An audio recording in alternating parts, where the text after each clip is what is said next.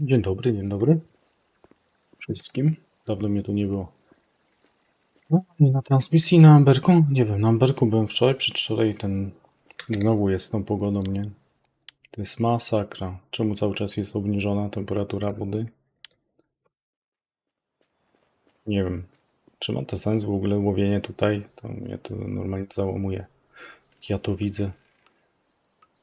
to widzę. Dobra. Kłodzika prędzej wynająłem, ale poszedłem sobie z synem na rowerek i włączyłem grę.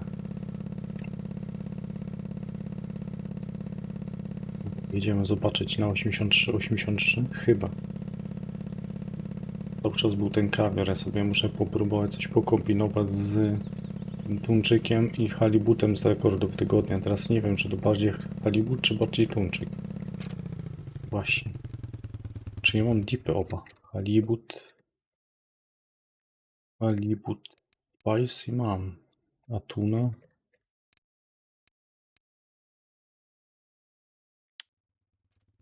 Też jest. Dobra, to mogę na oba typy dipów coś pokombinować.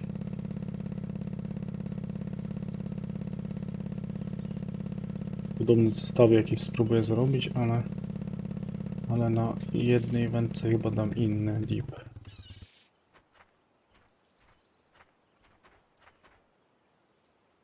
To ja się nie mogę na 83 ustawić. Dobra, jestem. W jeden zestawie coś ustawiałem. Jest to. Tłumczyk 14. Chociaż kurczę, w rekordach tygodnia to są same takie 25 chyba. Nie wiem, może wiem co zrobię. Zrobimy tak też. Teścik. W ten sposób to. Zrobię coś odwrotnego. Tu zmienię z dipem. Zostawimy te dwie wędki i pojadę kurczę, metodę można też by było popróbować, byłoby zanęcone przynajmniej. Ale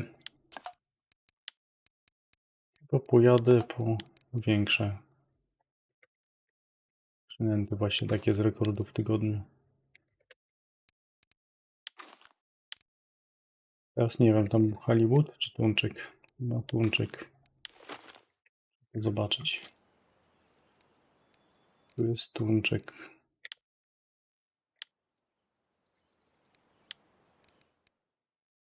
Dobra, to tak. Dobra, to jest git. Jadę po takie duże te.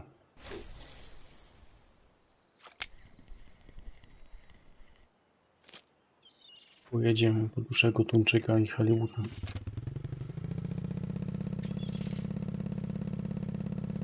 Pamiętać o łapkę w górę na YouTube'u. To się przydaje. To bardzo.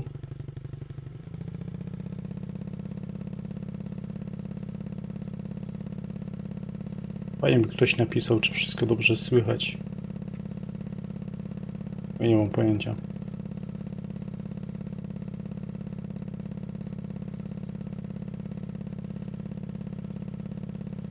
Bym mocno w ogóle zastanawiać, czy to będą jakiekolwiek brania przy takiej pogodzie. Że oni się nastawiają.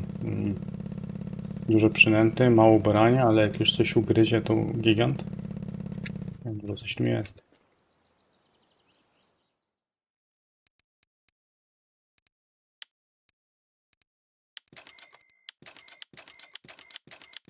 Znowu zbankrutuje przez zakup ilości przynęt.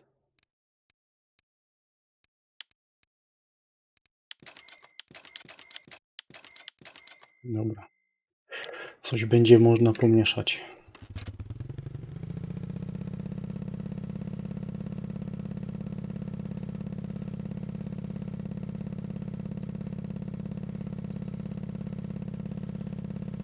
Najgorsza woda na testy.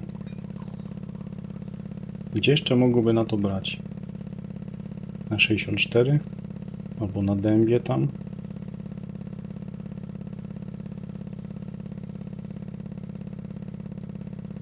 Nie wiem, ten kawior długo działał.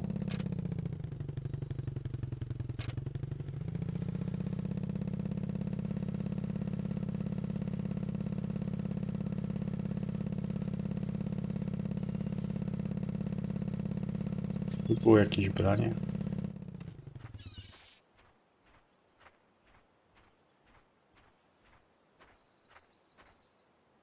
O! Mężna ryba. Cześć, cześć. Ryba gigant.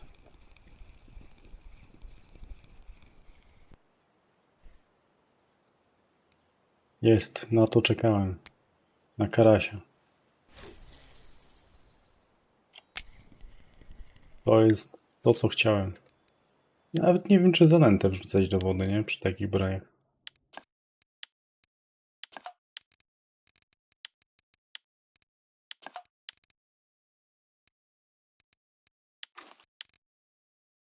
Żeby poprawiło, ale no bez przesady. Jak coś jest w wodzie, to jest już.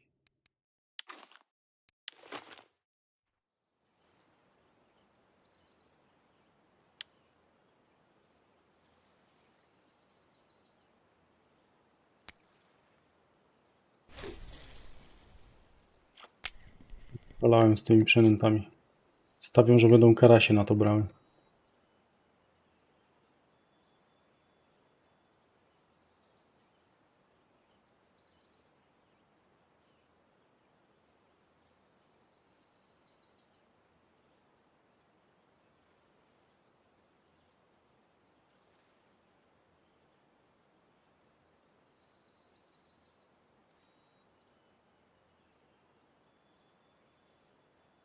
Ja myślę, że sandacz jest na surze. Czemu bym miał mnie brać?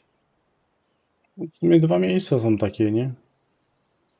No upartego są 3. Nie wiem, ten wołożan bierze też w tym jeszcze jednym miejscu, to może normalny sandacz tam też bierze, co? Tam gdzie tego ostatnio wyhaczyłem. Tego bolenia, o. Tam pewnie też. Wołożane brały. Myślę, że bierze.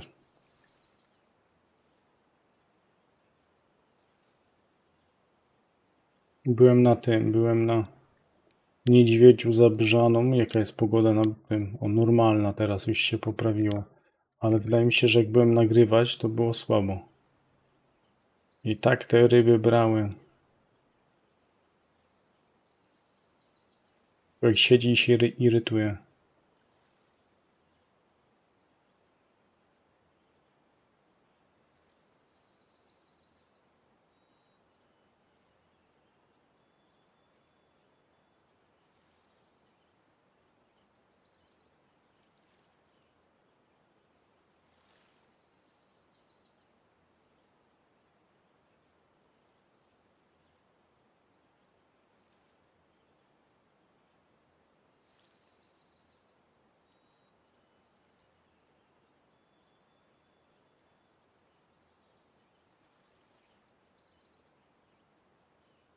Zresztą tak jak tutaj, nie? Nie wiem, może poszukać sobie jakąś tam... Jaka jest pogoda dobra na węgorza? Kiedyś uważałem, że taki księżyc z chmurką 9,5 stopnia, coś takiego, nie? Ale ostatnio nie wiem. Ciężko powiedzieć. Jeszcze się zastanawiałem nad kierunkiem wiatru. Trzeba było się przyjrzeć na tym filmie, co ostatnio wstawiłem ze spotem. Bo tam stałem kilka nocy, nie? Później wpadła ta trofka, jak wbiłem na drugim kącie, ale przed tym stałem chyba 3, 4, może 5 nocy. I było tak, że raz brały miętusy i nie było żadnego węgorza, później prawie nic nie brała, a później była seria, że w jedną noc 3-4 węgorze wsiadały, nie? Trzeba było zobaczyć, przyjrzeć się. Muszę analizę z tego zrobić, nie?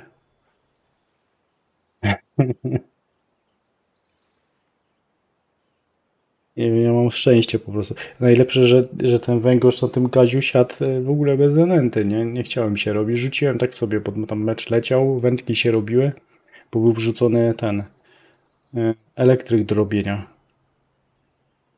No, elektryka miałem wrzucone, ten mechanizm. Silnik chyba bardziej. I gra była po prostu włączona, nie?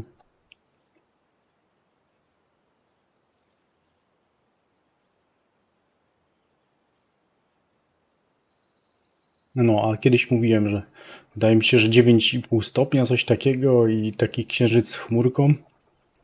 Nie za silny wiatr, gdzieś tam najlepiej koło 1. Zero też jest słabo jak jest. Bo przy zerze, jak ktoś łowi na przykład na rosówkę, to dużo karasia wchodzi trofkowego. One to lubią. Ale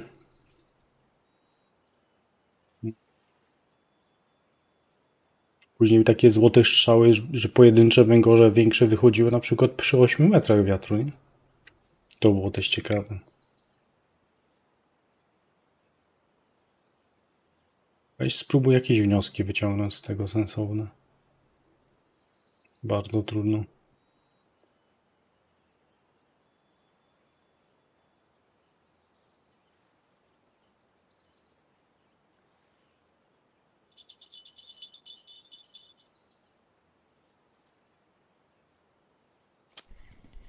Jakieś branie tutaj jest. Nie wiem, coś częściej zaczęło brać, to może bym tu zanędził. Co to jest? Burzana? Burzanusia?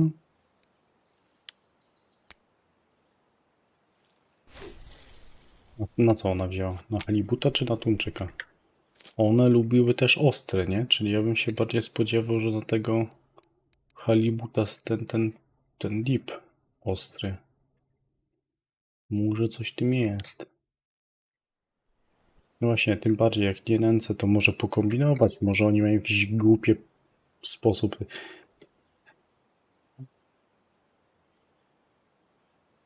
Z tymi rekordami tygodnia jest tak. To już parę razy wam mówiłem, nie? Że to sporo ludzi. Zobaczę, że ktoś tam wyciąga trofki. I wtedy wszyscy zaczynają łowić na te przynęty, chociaż one są totalnie nietrafione. I będą tak siedzieć, łowić po 10 ryb na godzinę. Wyciągną jedną trofkę i będą szczęśliwi, nie?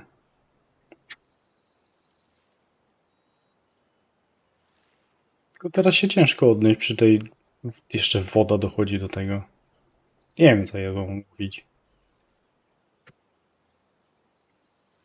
Ma sens łowić na przypony 10 cm z igiem na przykład.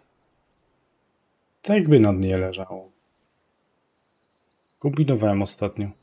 Przy obniżonej temperaturze co ja miałem? 10-20 cm 40 na 40 brały. Dla mnie to, nie wiem, logiczne nie było w ogóle, nie? Raczej przy zimnej wodzie powinno być, czy nie? Nie mam pojęcia. Co mi się tu przypomniało? Czy ja widziałem jakąś cytrynę w rekordach tygodnia? Zobaczymy na cytrynę jeden zestaw. Bo już mnie zaczyna irytować. Ale chyba zrobię tego. Popkę. Popka zrobimy. Tylko, że to jest limonka czy cytryna? Lemon?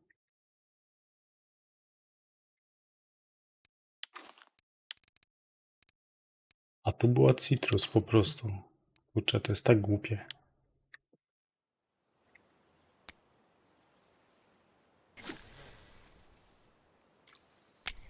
Ale by to brało, to oznacza, że biorą na żółte przynęty. Tuńczyk nie jest żółty, halibut jest ciemny chyba.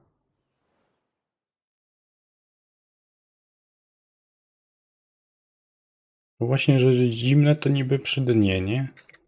Teraz mnie to zastanawia. A ja przy tym Ziga jak testowałem, to na najdłuższym przyponie brały, czyli 40, a na 10-20 w ogóle nie brało. Te same zestawy. Cześć. Nie wiem, jak tego Ziga testować. O, halibut jest ciemny. Jak ten kawior. Kawior czerwony wtedy łowiłem. Jakieś takie różowe coś. Takiego wie co to brać. A ten był jakiś taki czerwonawy halibut. Chyba z jakimiś owocami, czymś tam.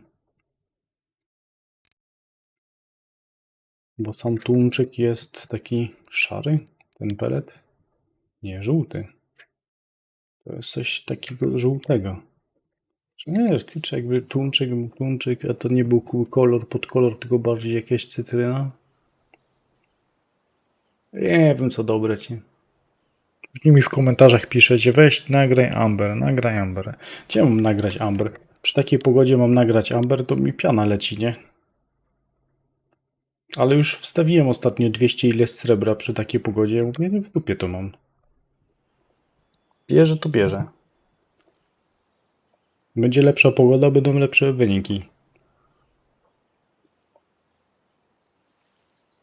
I nie moja wina.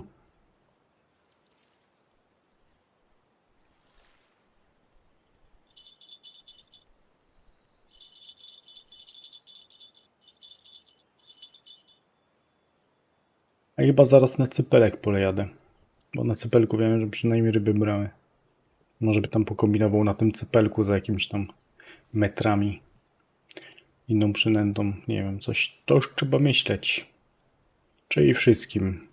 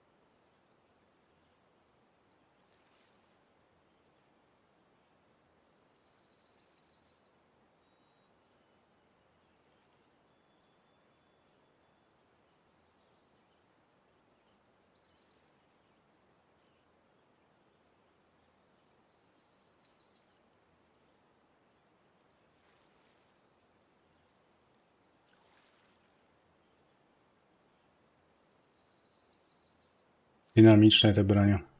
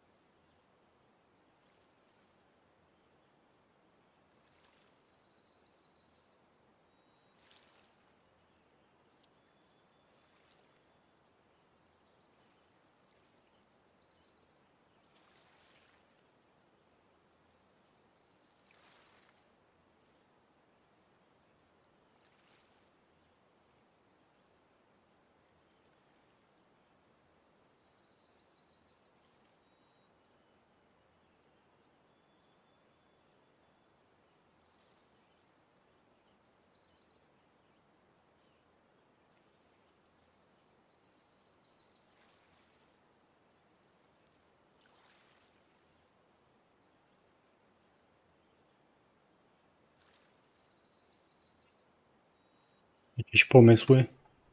Na co, gdzie, jak, po co? Po co to w sumie nie wiem.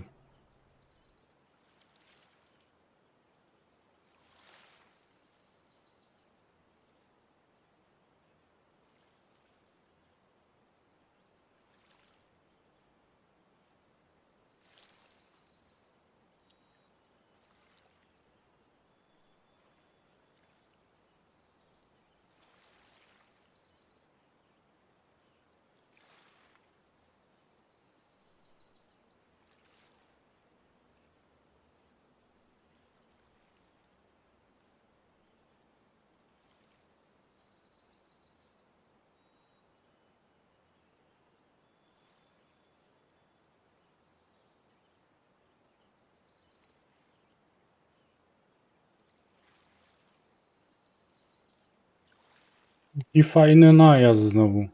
No człowiek dłuższy czas nie streamuje na tym. W ogóle nie streamowałem dłuższy czas. I nagle Nagle zawsze takie jazdy są na tym Twitchu. Z czego to wynika?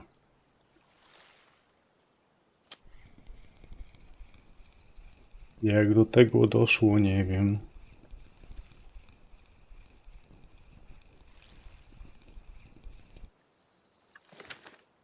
Parodia. A nie mają czegoś antybotowego? Zaraz ktoś wbije tutaj na tego, na czat i powie, że chętnie to jest próbka nowych obserwujących. Jak zapłacisz, to damy ci więcej. 100%. Czy była raz taka akcja?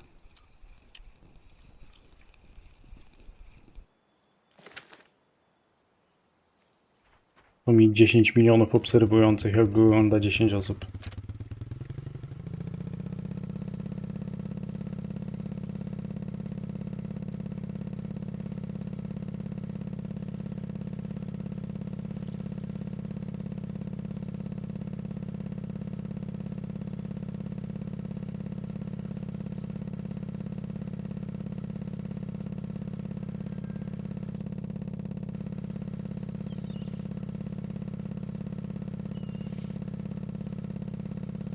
I teraz ten super spam będzie leciał tak długo? A nie, to na razie nie chyba. Po minutę temu była ta salwa. Teraz tylko powiadomienia będą wyskakiwać. Ej, nie chcę mi się tego wyłączyć.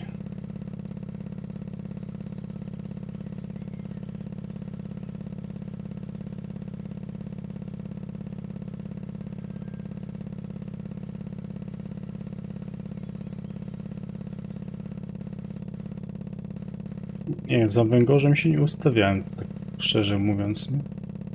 Może to byłaby pogoda na węgorza. No tak sobie tak spojrzałem, teraz takie miejsce. A, bo to jest tutaj. Dobra, ja chciałem nawet tutaj łowić. Gdzieś jakby się tak ustawił. A może kiedyś byłem ustawiony, tylko tak właśnie szukałem jakichś takich miejsc. Gdzieś tam zostałem raz. Tu gdzieś chyba stałem za węgorzem. W ogóle tak raz tutaj rzucałem za szczupakiem, to szczupaki mi tu brały. Tu łapaliśmy szczupaka i tu gdzieś kombinowałem z czymś. A tak w ogóle jeszcze a propos tych karpi. A tak kawior się zaczynał. Kurczę, kawior się zaczynał, tylko akurat była pogoda taka, że znowu była woda słaba i był problem. Bo miałem w miarę wynik chyba około 200 srebra i łowiłem tutaj. Nie tutaj jak zawsze na cyplu, tylko tutaj. A może też by było dobrze, jakby tam poszło się w normalną pogodę. Nie wiem, czy tu próbować, czy iść tam na tego cypla. Nie, dobra, idę na cypla. Ostatnio przynajmniej coś brał. Skądże to już spamować, czy nie? Jeszcze 3 razy. Jak dobrze pójdzie.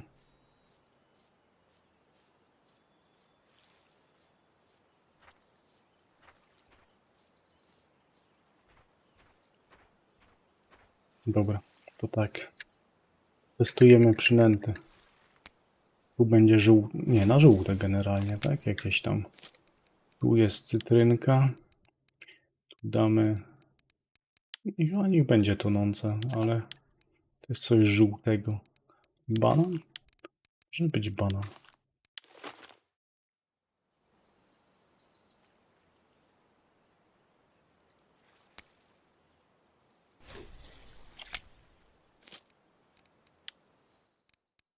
Ostatnio te kawiory, jak to było z tym kawiorem?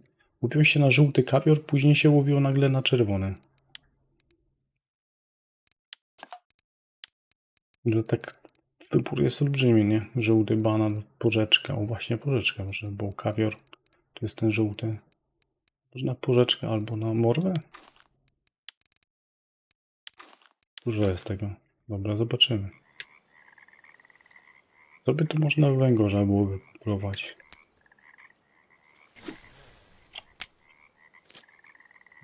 Tych miejsc jest takich węgorzowych. Tu ja bym się nawet nie zdziwił, jakby tu brały, nie?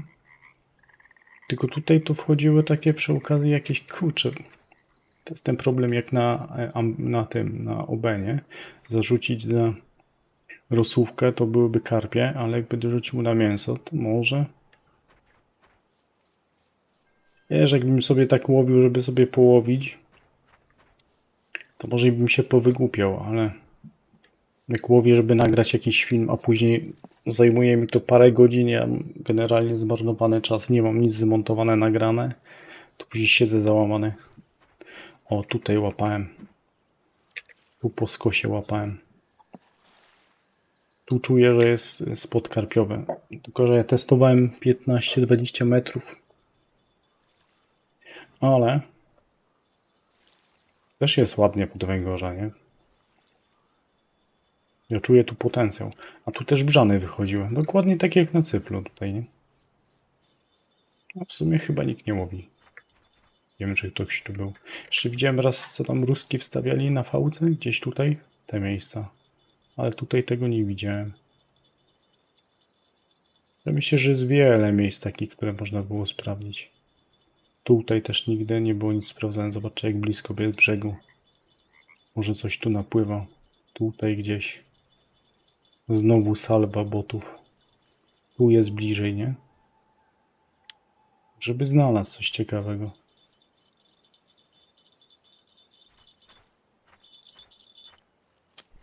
Na cytrynę wziął. Golec? Golec na cytrynkę.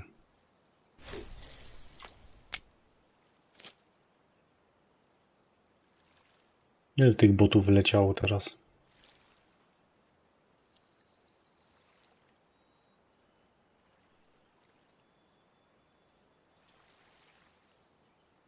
Nie, ja muszę to wyłączyć, kurczę.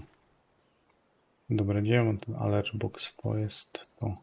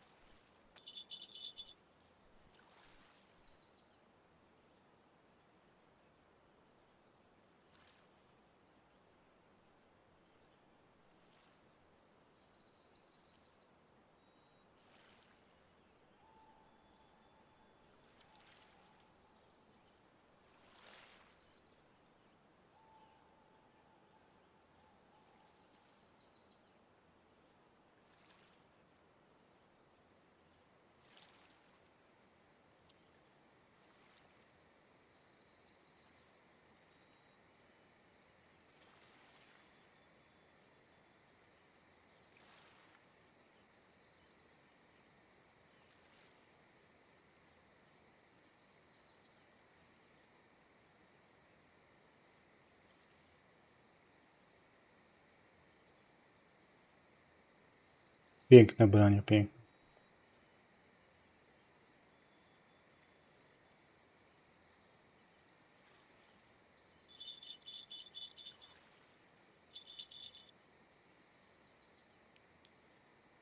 Która to wędka? Znowu cytryna?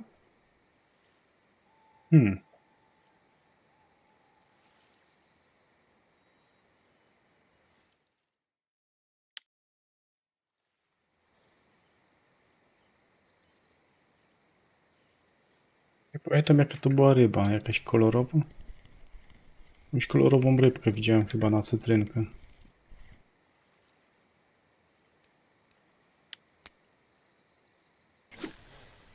Teraz pytanie tylko, ile tu metrów?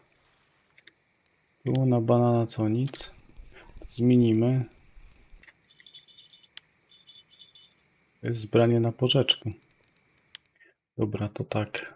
Popek i cytrusa. Ale dam tutaj 12, tak jak ostatnio nagrywałem. Cześć. Może coś ciekawszego będzie, czy tylko ta woda, nie?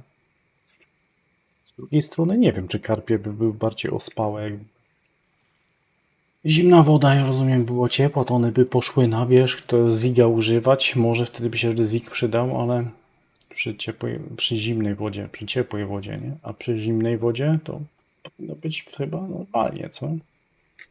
Ale jeszcze normalnego spota przy takiej wodzie nie nagrałem.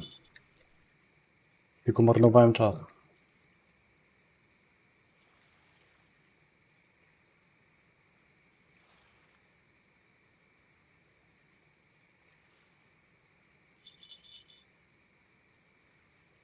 Na co jest branie? Bo przegapiłem. I tego lemonka. Takiego ostatnio ten. I wydaje mi się, że ten citrus on chyba jest żółty. Czyli moja teoria z kolorem przynęt się sprawdza, nie? Patrzcie, nie sprawdza się. Zielone. Chyba, że zielone. Jeszcze można założyć zamiast, że to było branie. Ale jak nie odpuści, to zmienię i trzeba małże. Założyłbym małże.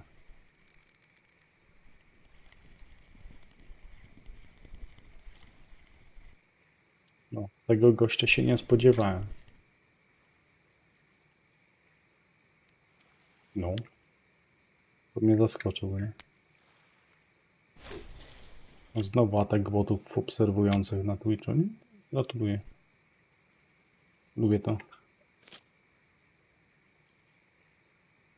Ziga bierze coś na łowiskach bez tej temperatury. Ty, Wowings, a bierze na Ziga na tych łowiskach z temperaturą? Czy ja bawiłem się parę razy już i jakieś pojedyncze ryby miałem, nie? Ale czy to nazwać, że to są brania, to ja nie wiem, nie? No właśnie, to widzisz, to jest śmieszne. Nie wiem. Nie mam pojęcia. Ustawiłem się teraz na tym.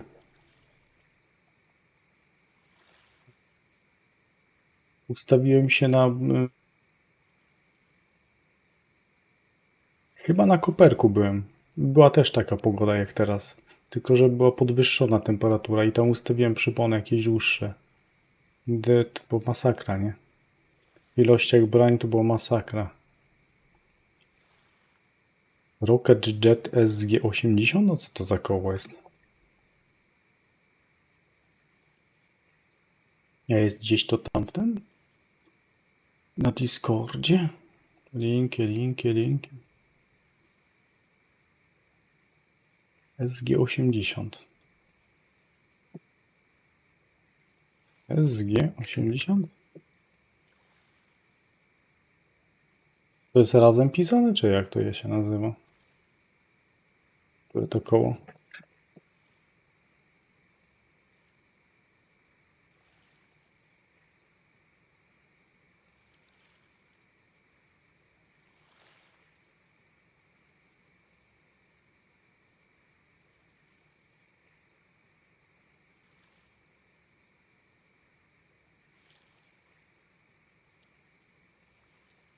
Rocket, tak?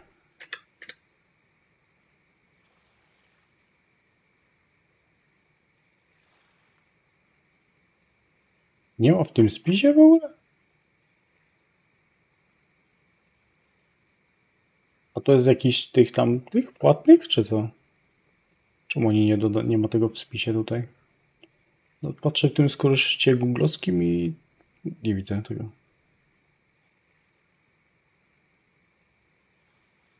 Jeden Rocket Jet jest. A czemu tylko jeden? Wędki rokety znam, ale to... A ile to kosztuje?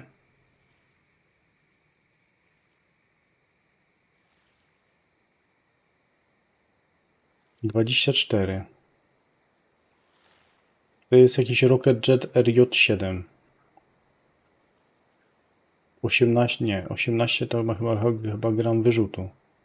279 metrów linki, 0,32. Nie za mało? Mechanizm na 126.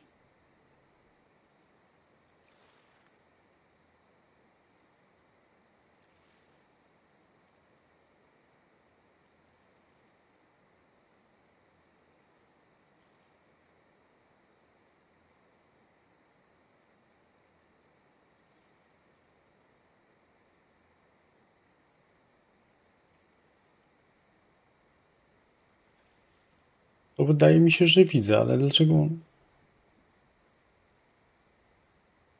mówisz SG 80, a ja widzę tylko koło RJ7 w tym spisie za 24 000 Rocket Jetta.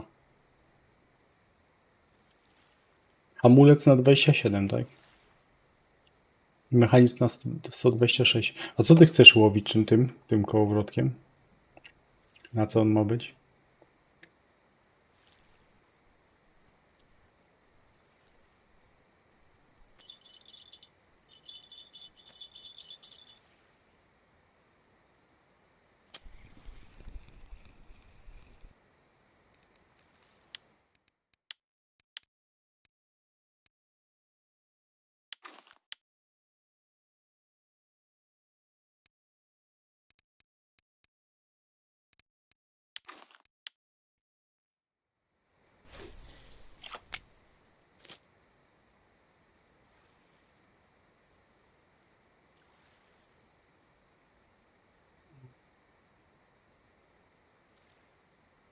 Trzydzieści jeden to trochę jest, nie? Może by się nadał na morze.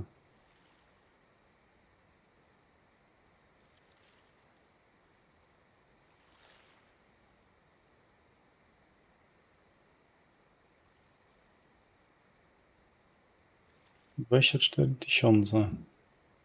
Coś byłoby takiego. 31, kurczę.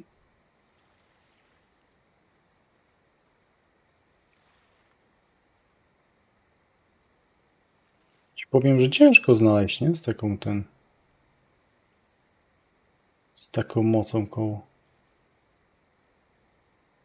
Bo tu w tym spisie googlowskim, jak sobie tak przeglądam, to tam 24 000 to jest Cardinal 20. Ma 22 kg hamulec. Co prawda zamknięcie ma większe, na 133.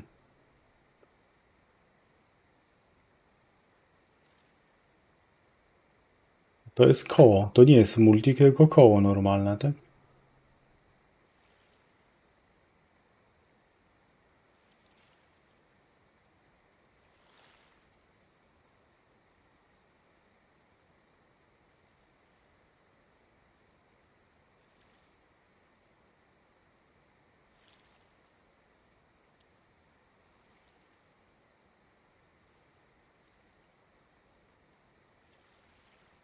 Dobry dzień dobry.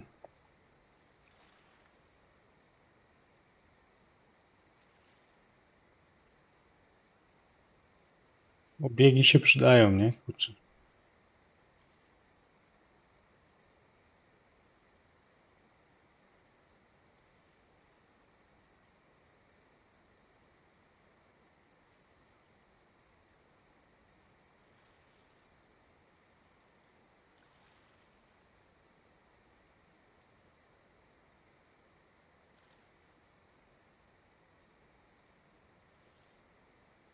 Ja widzę, że by się przydał jakiś zaktualizowany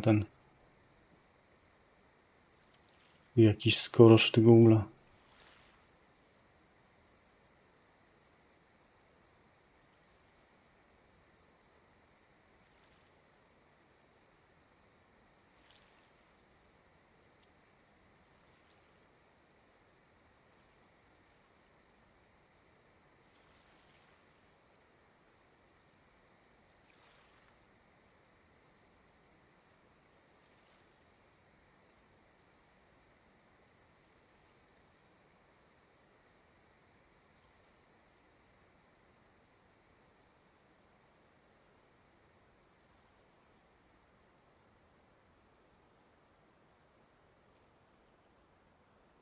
Według was co ma sens kupić na morze?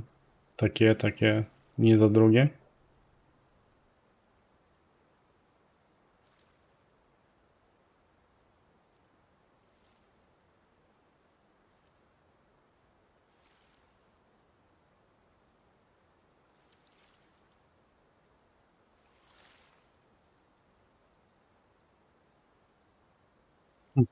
Kalibra.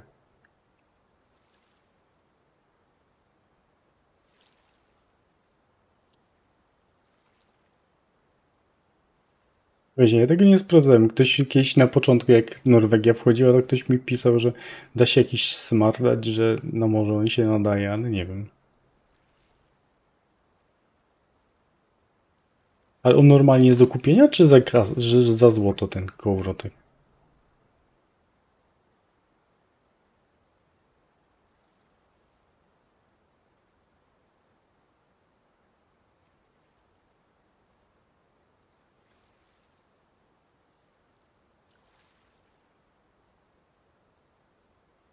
Normalnie 24 tysiące, ciekawe.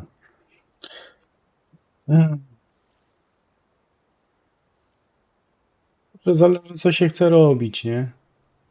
Teraz. Czy Alfa 8000? Czy Kalibra? Ale to chyba nie ma dużej różnicy. A FD. Teraz pytanie właśnie z tym, kurczę. To dosyć szybki przeskok do tego, z tego bursztynu. Co się chce łowić? Czy w ogóle ci się chce łowić te karpie głupie na tym bursztynie teraz? A może ten. A może to miedziane teraz. Ja na miedzianym znowu już nie potrzeba fortuny i tego, nie? I, i kalibry w ogóle, bo tego nie można użyć. Ja sobie. A my jesteśmy na tym koncie. A bo dawno transmisji nie robiłem. Ja sobie kupiłem Model One pikery, one są na 25,9, mam przyponę po 21 i kupiłem tego Commandora 60S. 22 kg żyłki, prawie 300 metrów. Fajnie to wchodzi. Z drugiej strony to tam chyba ze 150 wystarczy linki na tym, na miedzianym, nie? Bo jak mam problem, to puszczam hamulec i biegnę do tego, pod namiot, a przy namiocie można już stać na całe łowisko. Chyba się nie trzeba ruszać.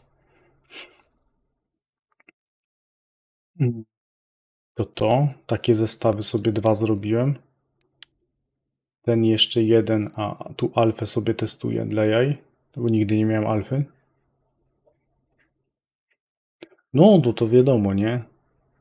Że te zestawy nowe to tam, ja na Kaziu sobie ej wykupiłem. Ale tutaj chciałem takie bieda zestawy poskładać. To one kosztują po 4000, bieda zestawy po 4000. Ale no spoko, tam jakieś tam 20 parę miałem ostatnio wyciągnięte. To wiadomo, że jest problem, bo tu nie mam PV-ki jeszcze. Nie mogę używać i pewnie nie będę mógł używać, bo się uparłem, że nie robię zanęt. Chyba że sobie wyślę z drugiego konta PV-ki. Bo na pewno do 100% dobiję łowienia, więc będę mógł używać, nie?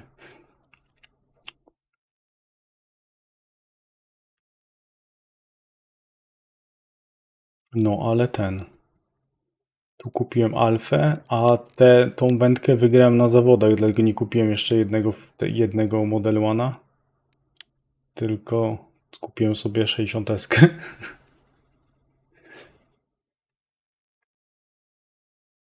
I to nawet daje radę, nie? W łowieniu tam.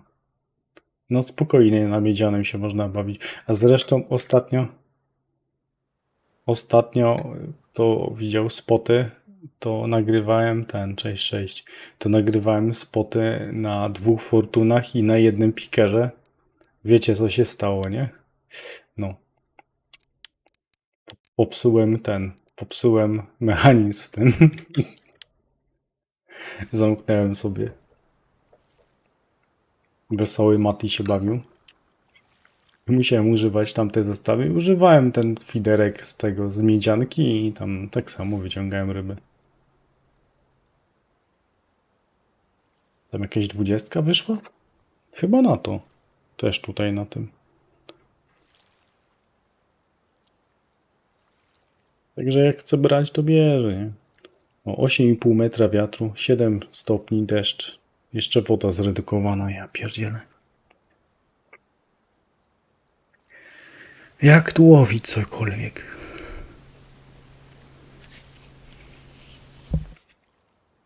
W ogóle nie ma perspektywy na poprawę jakąkolwiek. Nie wiem, może jutro będzie czas, żeby wam nagrać spot tutaj na tym łowisku, ale to ja nie widzę sensu jakikolwiek.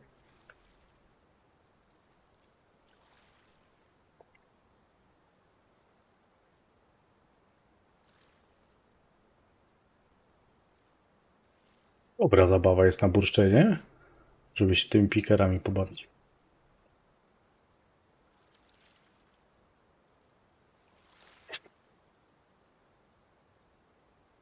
Tu chyba branie jest, czy co?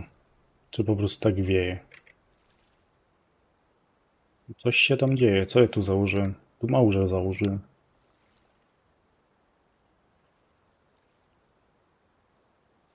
I zielone, zielone.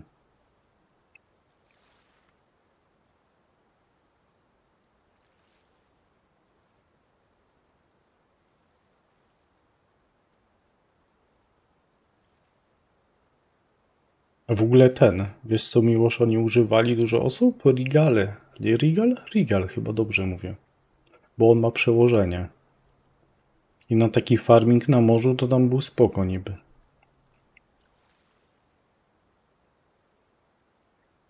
Nie wiem, nie miałem, ciężko by powiedzieć, czy ma to sens. Ale chyba Rigal się to nazywał.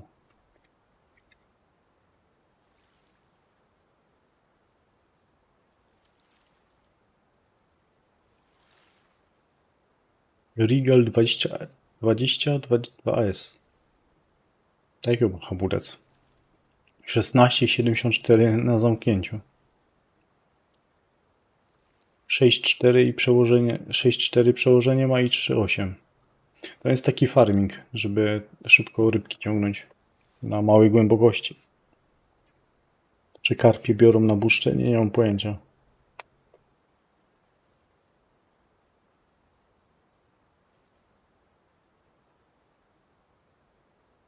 A ten Regal ile kosztuje? Regal jest za 8, nie? To może, wiesz, na 41 łowiąc albo na 34 na skrzydełka, małe rybki, to by się opłacało szybko farmić takie.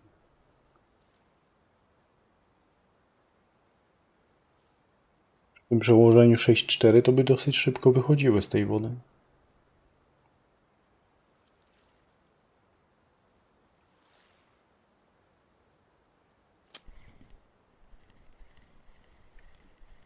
No, Wowings nie wiem, czy karpie biorą. Może coś będzie wychodzić, nie? Ciężko powiedzieć.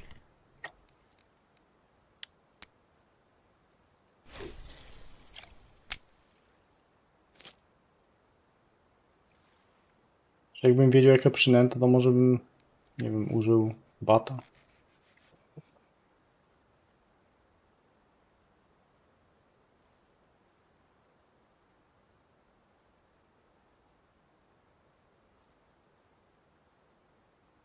Właśnie, a Mir, jakie szczytówki używasz na te karpie?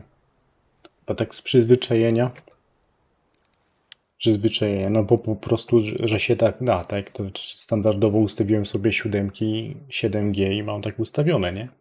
Ale wczoraj, czy kiedy nagrywałem spot, jaki wrzuciłem, to sobie chyba na 14 zmieniłem, albo 21. Tak się zastanawiam. Chyba tak.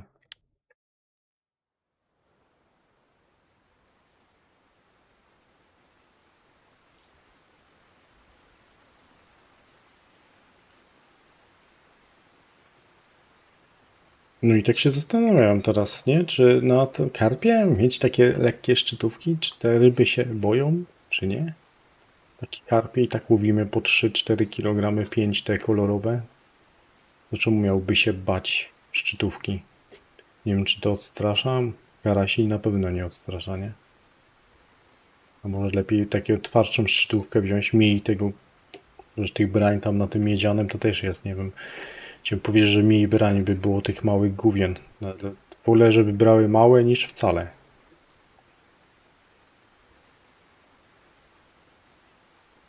Ja sobie miłość zobaczę to koło, co ty mówiłeś, nie? 30 kg, hamulec 24, kurczę. Dość dziwne jest. Cześć, cześć.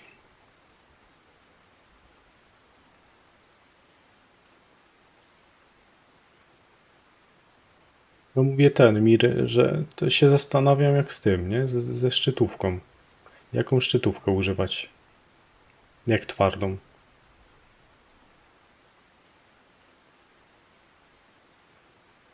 Bo w pikerach niby można 7, bo 7G, czy te najlżejsze? Nie wiem, czy tak nazwać. Ale przecież my nie łowimy jakichś tam, nie wiem, płotek. Płotki w sumie też bez znaczenia jaką.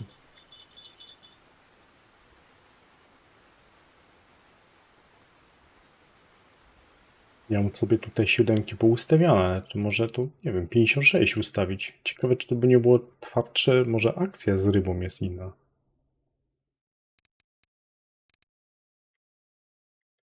To jest pytanie.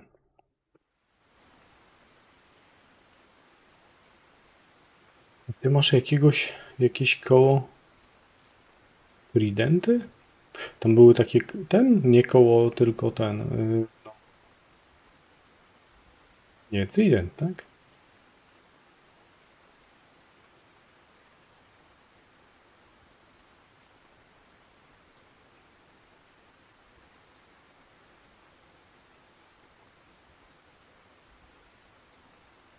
Ja zawsze z tym, nie? Z tą czułością i tą wagą zawsze zawsze się zastanawiałem, jak to tam w ogóle wyczuć, kurczę, i nie wiem.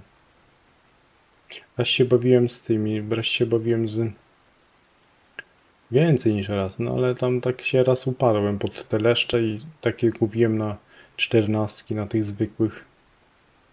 zwykłych fiderkach 14 się założyło, to było więcej brań takich małych rybek, jak się zakładało 28, to było mniej tych małych kleszczyków, ale znowu wydaje mi się, że rzadziej wychodziły trofki, nie? Jakby się odstraszały. Ciężko jakieś sensowne wnioski wyciągnąć. Każdy dzień jest inny w tej grze.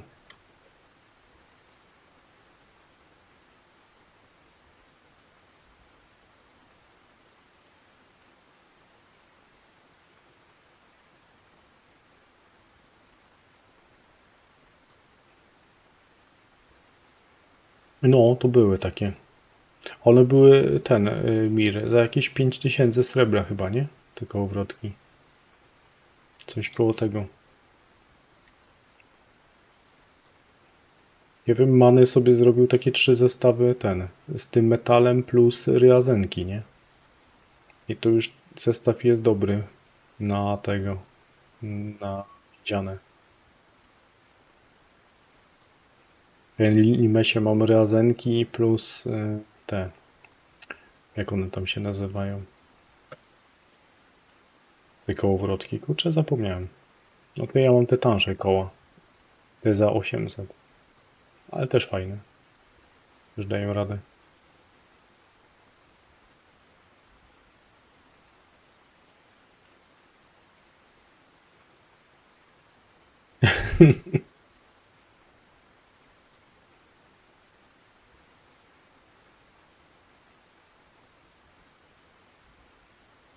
No, prędzej człowiek się zastanawiał, po co kupił. Ale ja się śmiałem też. Sporo osób się pomyliło kiedyś, jak sobie kupiło, nie? Chciało sobie kupić Fortunę i zamiast Fortunę Karp kupiło Fortunę Feeder. I w sumie to była strata, a teraz się okazało po czasie, że to w sumie nie była strata, bo im się przyda na miedziane, bo mogą przynajmniej tu używać. A tu ludzie sobie robią zestawy za 5000 i nie mogą ich używać na miedziance.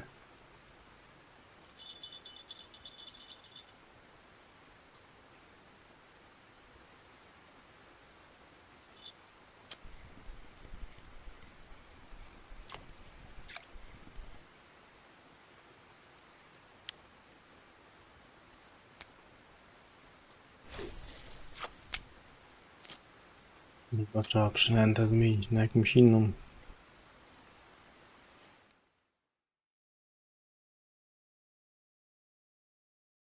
No to moczówek fajne koła też, nie? Tylko, że jakby coś dużego wziął. Chociaż, a jakie tam jest szpula? Duże szpule mają? Bo Ewy mi się podobają, bo niby 6000, ale kurczę, pojemność to ma konkret. Tego akurat nie można im tam zabrać.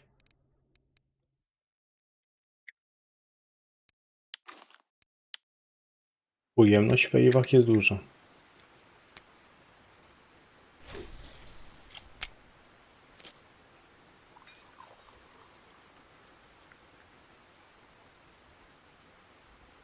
A propos Brzan, to byłem dzisiaj na Brzanach na 55-63.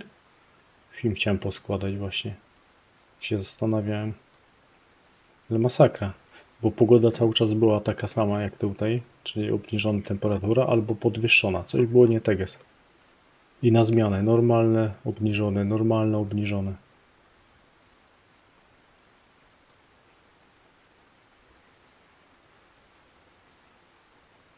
Zero 36 300 metrów. Ej, to dużo jest. Bo to są coś w rodzaju tego właśnie. Nie no, tu dużo wchodzi. Jak na rozmiar 60. No to tak samo duża szpula jak na tym. Jak na Eivach.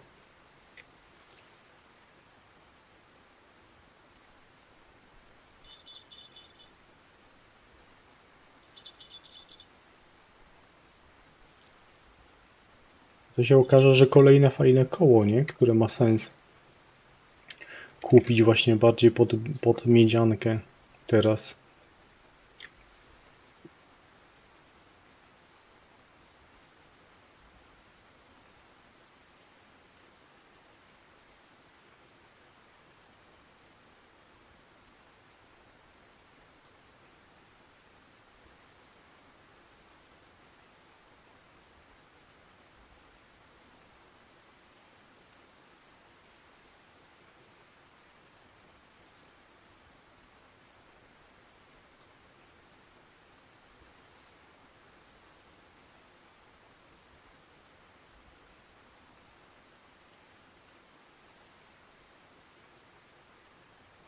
Dobra, ile ja jestem na tym bursztynie już, bo już mnie normalnie zaczyna telepać. Prawie godzinę. Dobra, dam wam jeszcze chwilę czasu. Może coś ugryzie. Trzeba coś zrobić innego, bo już mnie normalnie... Która będzie godzina? 9. Na popołudnie na jakiegoś szczupaka albo coś.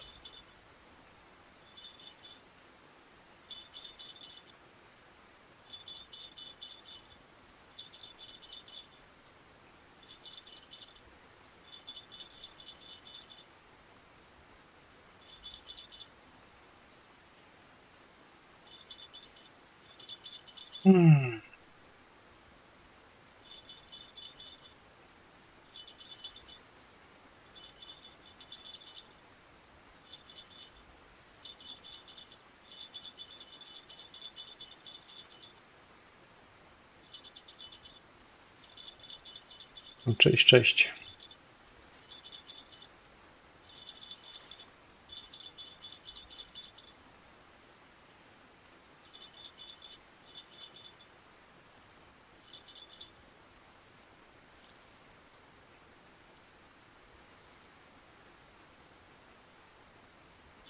Chyba bierze.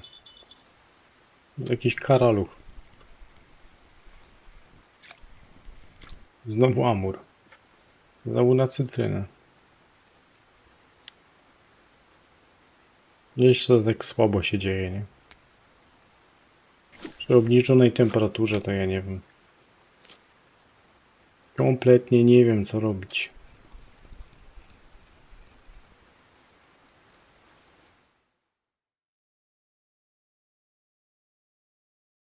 No, może wiesz, mówisz o naprawach, a może kosztowo też nie wychodzi tak wcale źle, nie?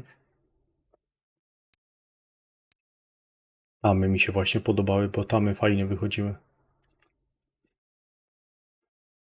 Tylko Wowings, ja nęcę, nie? Jak zaczyna się coś w wodzie dziać. Jak już wiem, że jakaś przynęta tam jest dobra, tak jak teraz kombinuję 3 różne, to nie. Ale jak już bym widział na przykład, że częściej mi zaczyna na taką przynętę wychodzić, to wtedy mógłbym podnęcić, a tak sobie psujesz temat, nie? Całkowicie. O, coś tu uderzyło.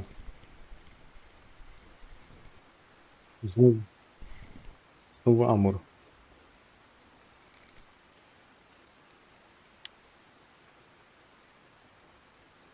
Na 8 metrów.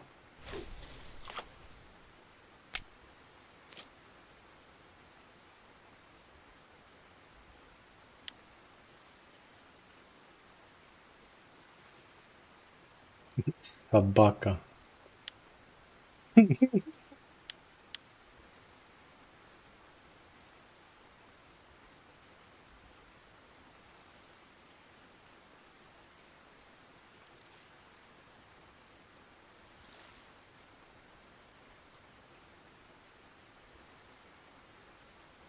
Właśnie ten, ale na przykład Tama z targu też jakoś drogo nie wychodziły na prawa, nie? Z tego co pamiętam. Albo inaczej, mi się wydaje, że dosyć długo tyrałem je, żeby wymagały naprawy.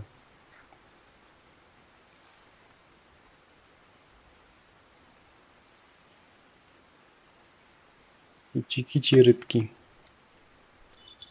Czyli na cytrynę biorą tu amury. To jest ciekawe.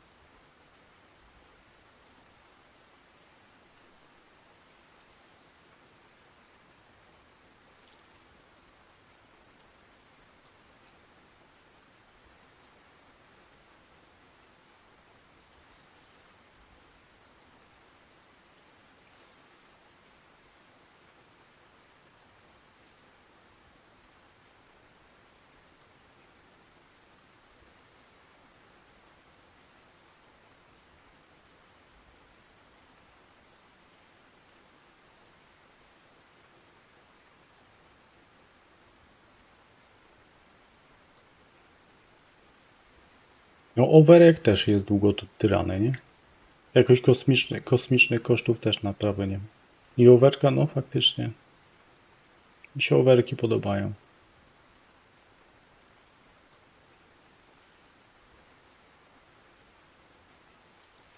Jak ktoś mnie raz pytał, nie? O te gwiazdki. Ja się sam zastanawiałem, jaki to ma wpływ.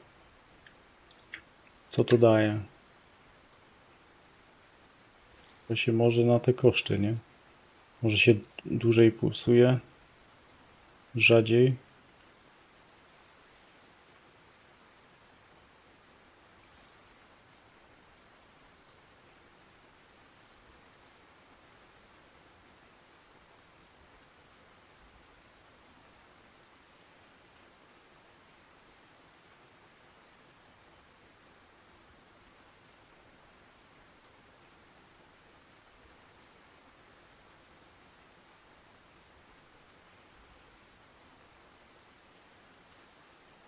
A byłeś już na tym 2167?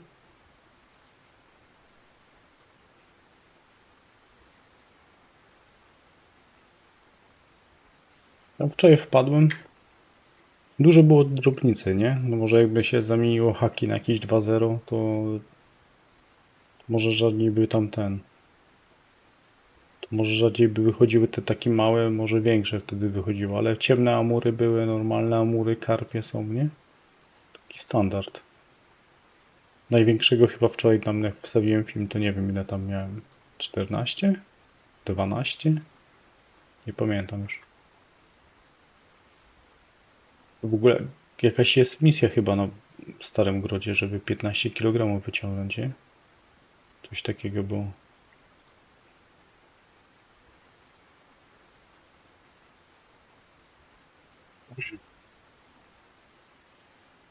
W głębinach mówisz, Wowings? Ja się tak zastanawiałem, wiesz? Ale no, czy tu nie, no nie, dobra, tu powiedzmy mówimy na 35 metrów, to nie jest głębina, nie? To jest takie, pewnie są takie temperatury jak tutaj. Może trzeba było właśnie tu gdzieś w tym kierunku rzucać, albo tu właśnie na tym 4,5, tu jest fajnie. Tu jest jedyne miejsce takie i tu jeszcze rzucamy na te 35 metrów, gdzieś w okolice tego głębszego. Tu nie byłem na tych dwóch miejscach.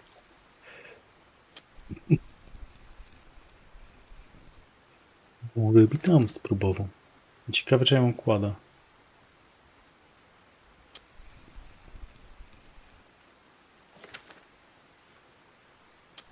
porzucić tutaj na 30. Tu też jeszcze łowiło się w tym miejscu.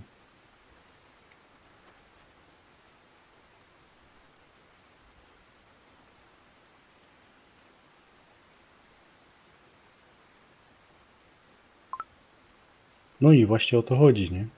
Żeby kupić najdroższy sprzęt. Zawsze najdroższy sprzęt co ma, nie? Najdroższy sprzęt jest tak policzony, żeby wydać na jego golda.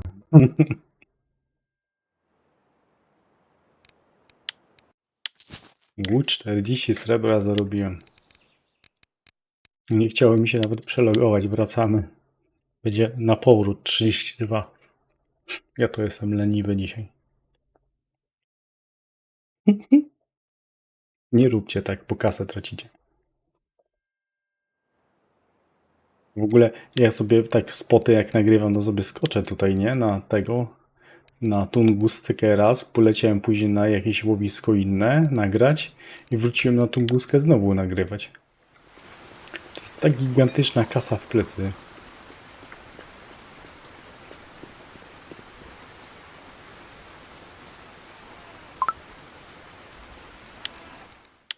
Ale co tam? Trzeba popierdzieć trochę. Jedziemy do Windembiku.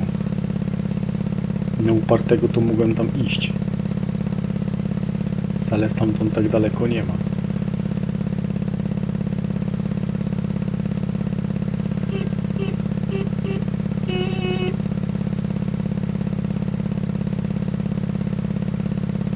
Właśnie meczyki są jakieś teraz. Co tam za meczyki są? Sobie tutaj do flash scora zrobiłem skrót na telefonie.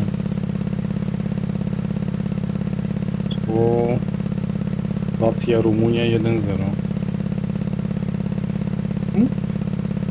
Sobie tabelę wrzucić.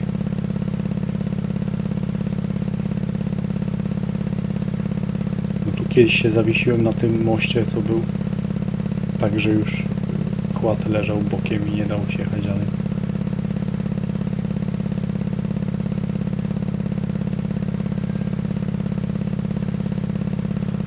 Więc ale w coś przywalę. Patrzę w telefon. Nie jedźcie pojazdem, patrząc w telefon.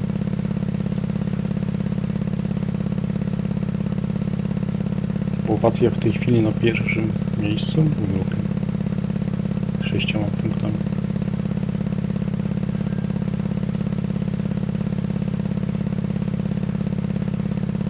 Rumunia, co się wydaje, że fajną piłkę gra.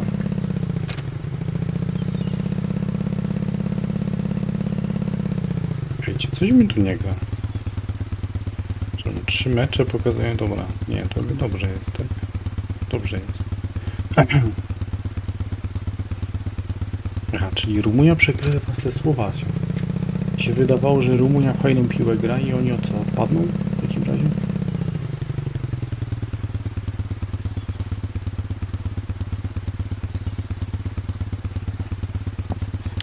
O, na razie, na razie.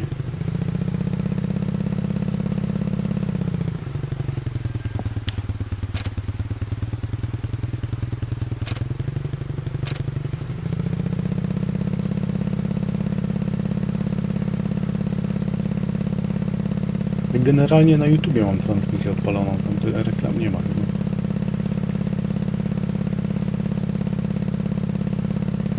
To chyba lecą jak ich weźmie. Nie wiem, czy lepsza jakość nie jest na YouTube. Mi się wydaje przynajmniej, że chyba lepiej. Chociaż nie wiem, chyba tu i tu 1400.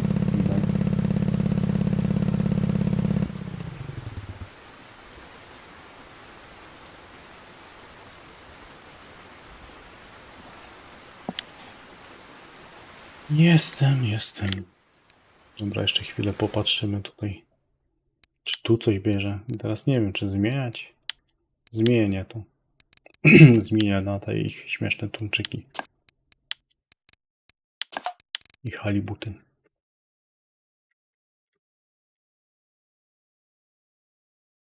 To sobie powpisywałem przed chwilą.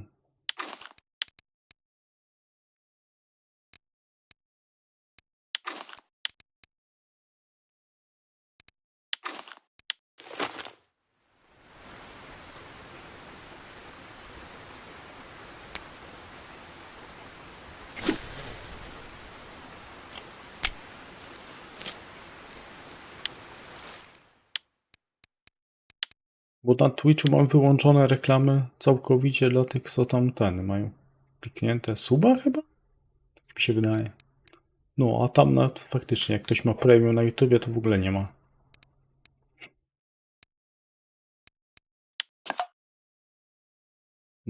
Tu chyba się na 35 łowiło Wowings.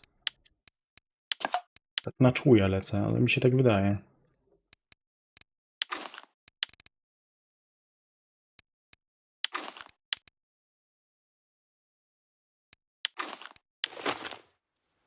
Dawno tu nie byłem. Ostatnio miedzianka cały czas. Generalnie bardzo mało jest tych bursztynów, nie? Jak ja wchodzę na grę i ja widzę, że jest 30, jest albo zimna woda, albo ciepła woda, to ja nie wiem. Dobra, zostawiam tą truskawkę na jednym. Bardzo ciężko jest coś nagrać teraz, bo nawet z tym kawiorem, jak później mi tak wyszło, fajnie film nagrałem, że super wynik, to 3 dni prędzej byłem 2 razy i miałem po 200 srebra, wyrzuciłem materiał. To się okazało, że w sumie to ja źle zrobiłem, ja mógłbym to wrzucić, bo to była wina wody. A później jak się pogoda poprawiła, to już było spoko.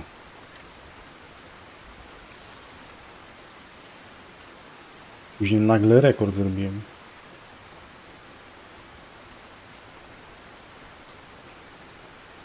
Ale kto to wiedział w ogóle?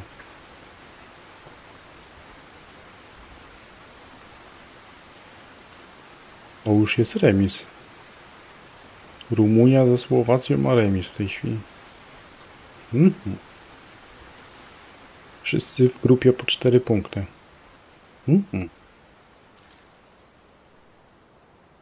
A tu największe jaja mogą się odbyć, jakby Ukraina 1-0 wygrała z Belgią, tak? Faworyt grupy? Out. To by dopiero tam było.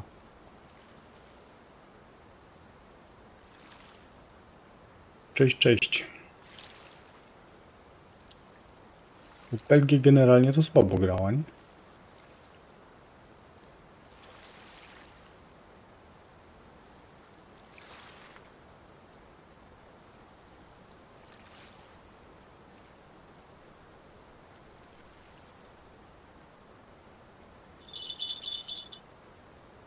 Którą wędkę jest branie? Ja tu przyjechałem łowić na tuńczyka, nie na truskawkę. Tuńczyka. Truskawkę dla jaj wrzuciłem do wody. No jest cienko, Mir, jest ciężko i to bardzo, nie? Jak ja sobie mówię, jak ja sobie przegląd robię, wbijam na gierkę, patrzę. Pierwsze co to patrzę, jakie są pogody na tych karpiowych łowiskach. I niby mam plan. Mówię o 3-4 dni czegoś nie nagrałem, by się przydało nagrać na jakimś tam łowisku, ale jak ja widzę jaka jest pogoda, to ja sobie to odpuszczam, nie?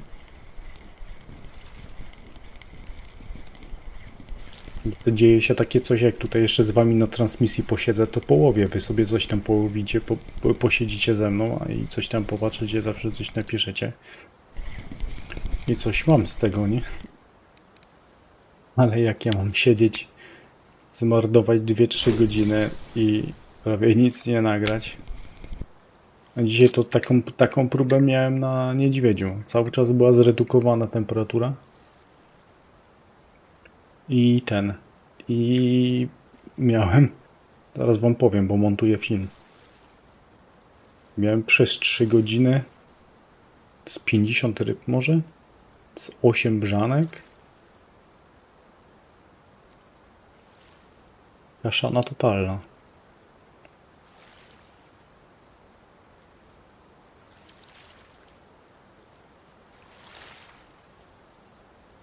Z tym, że w międzyczasie chodziłem na obiad, nie? I sobie jadłem obiad, wracałem do wędek i przychodziłem wyciągnąć ryby, ale fakt jest taki, że to leżało i tam bywało tak, że długi czas nie było brań.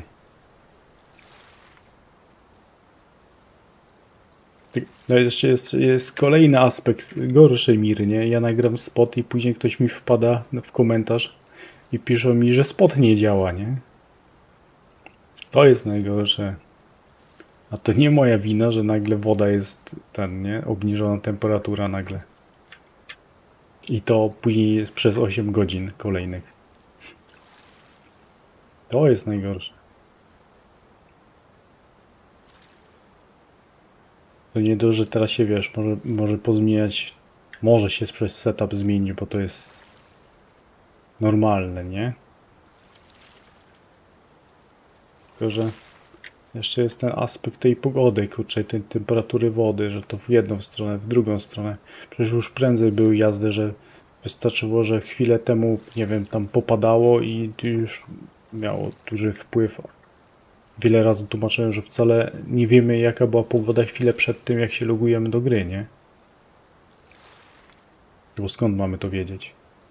A to już miało jakiś wpływ. Tak jak tu stoimy, zaczyna padać ileś tam metrów wiatru, to już ma wpływ na brania. A gdzie jeszcze woda dochodzi? Jak ja to mam ludziom wytłumaczyć? Teraz zacząłem w tych niektórych filmach wstawiać fotkę pogody, jaką ja miałem na filmie, bo chyba tak będę musiał robić, bo bez tego to w ogóle nie dojadę już.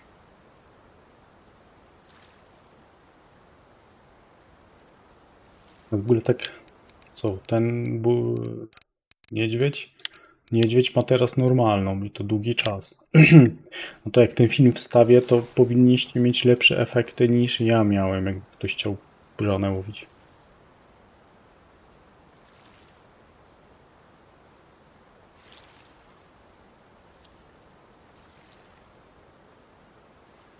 Właśnie ten zig, nie? Teraz. Jak z tego ziga korzystać? Żeby on efekty jakiekolwiek dawał. Sensowne. No ja nie mam pojęcia. Nie mam pomysłu.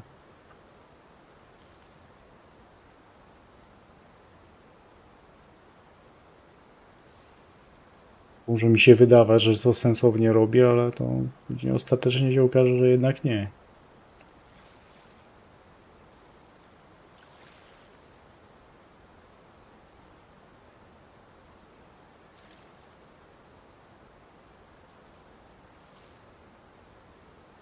Jest to Daniel, na co zbierać?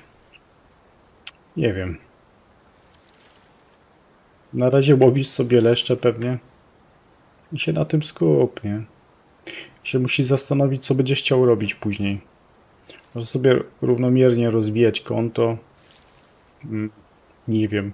Możesz sobie kupić, wiem.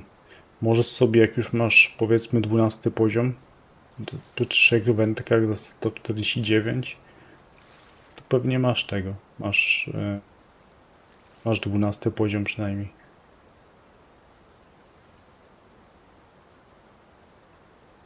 No, to mógłbyś sobie, wiesz co, kupić tego Spinning Lite Pro. Chyba możesz go używać już. W sumie się zastanawiam, jaki jest limit używania. On kosztuje ten zestaw chyba 699 czy 799? Chyba 699. Całkiem fajne koło, fajny zestaw, tylko tam trzeba linkę wymienić, czy nie? Na pewno byś... no i zbieraj sobie na szczypce, nie? Zbieraj sobie na szczypce, żebyś mógł robić swoje przypony, bo to ci się przyda dużo więcej brań będziesz miał na tych... na leszczach, na każdej rybie zresztą. Będziesz sobie mógł swoje przypony robić do spinningu. No i wiesz, równomiernie będziesz sobie rozwijał konto, będziesz mógł sobie pójść na białajkę, łowić lipienie, pstrągi i tam nabijać procenty. Jak nabijesz sobie 35%, o ile dobrze pamiętam.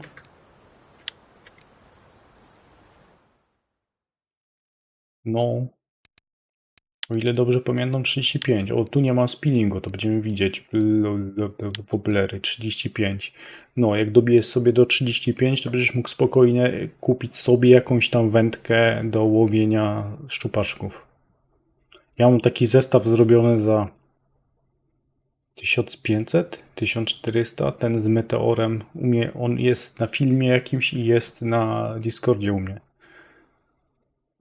Sporo osób chyba sobie porobiło ten zestaw, bo ja sobie go dla jaj zrobiłem, później zrobiłem drugi taki zestaw dla jaj i na quarry łowiłem na trollingu nawet nim. Ale szczupaki, takie do 8 kg spoko, za takimi większymi trzeba biegać trochę, nie? Ale daję radę. Ale najpierw sobie ogarnij ten spinning lighta, bo on daje radę całkiem spoko już na białajce. Bo musisz mieć 700 plus i ile? 200 czy 400 szczypce kosztowały? Trochę to jest. A i możesz mi napisać PW. Weź do mnie PW, napisz na Kaziu 52. Bo pewnie nie masz tych. Nie masz jeszcze swoich przyponów, to ja ci powysyłam przypony.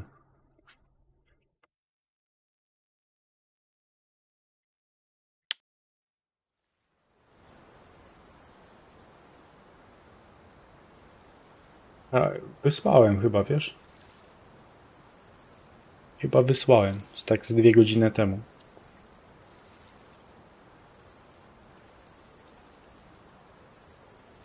Tak mi się przynajmniej wydaje.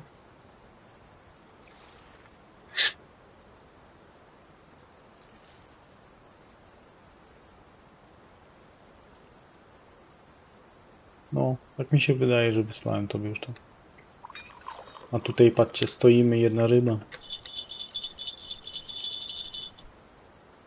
Cześć, cześć. Naciągnąłem zestawy i bierze na truskawkę. I właśnie Mir się zastanawiam, nie? Z tą metodą.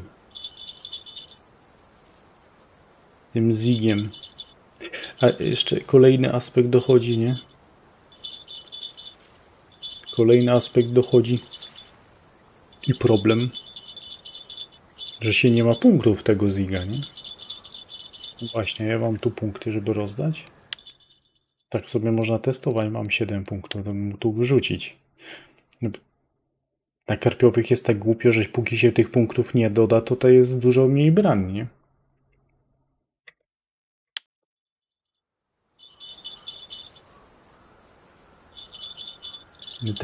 Te wędki, te nowe, co dodali, te pikery, to jedna ma 1 punkt do ziga, a druga ma 2 punkty, nie? Ty masz 3 punkty, Mir, mówisz? No. Ale tak to ja sobie też faktycznie, nie? Super testy robiłem.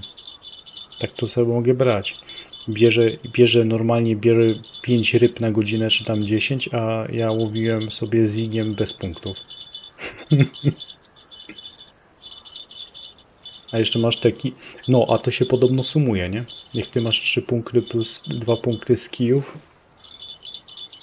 Ja nie wiem, co powiedzieć.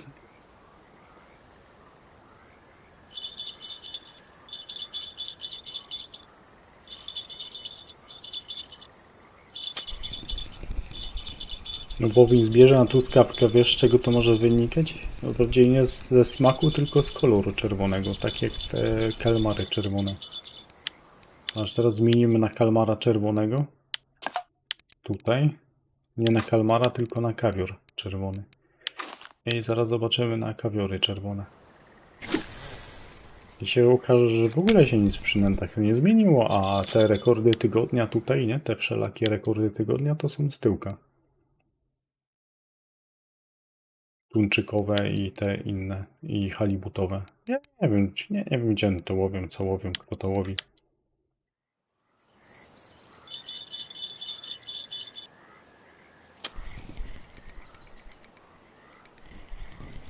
Już tu dzieło.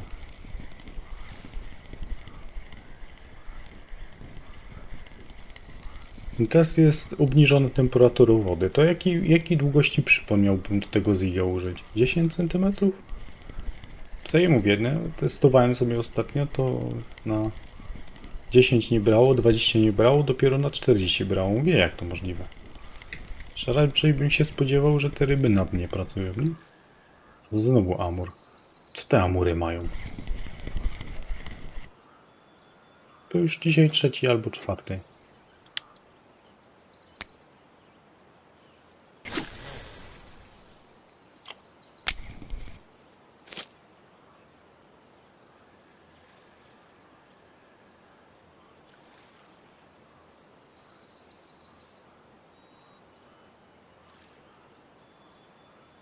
I teraz pytanie, czy to tak, bo nikt z tego nie korzysta, czy korzystają, ale nie działa.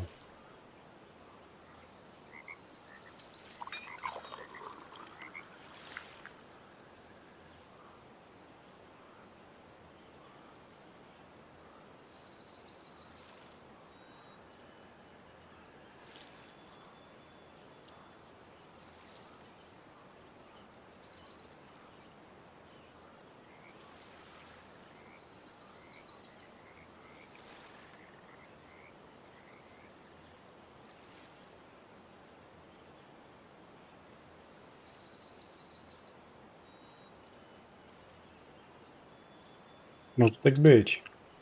W ogóle to jeszcze przed tym,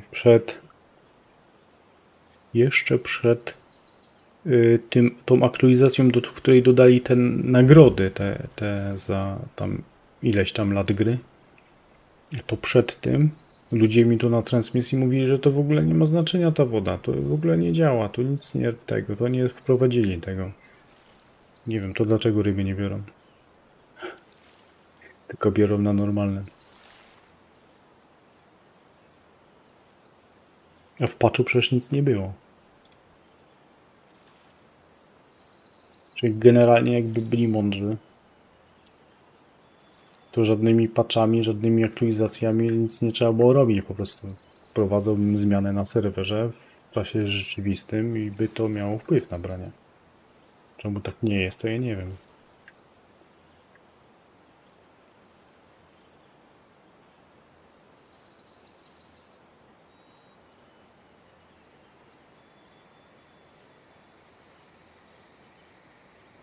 Albo jest i nikt nie mówi.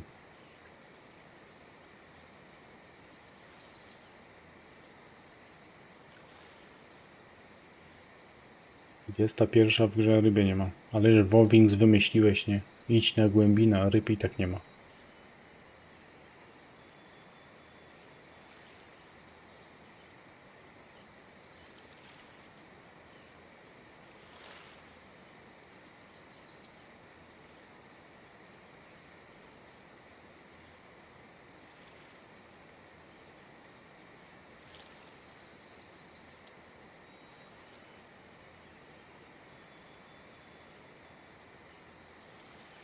Brania na truskawkę miałeś.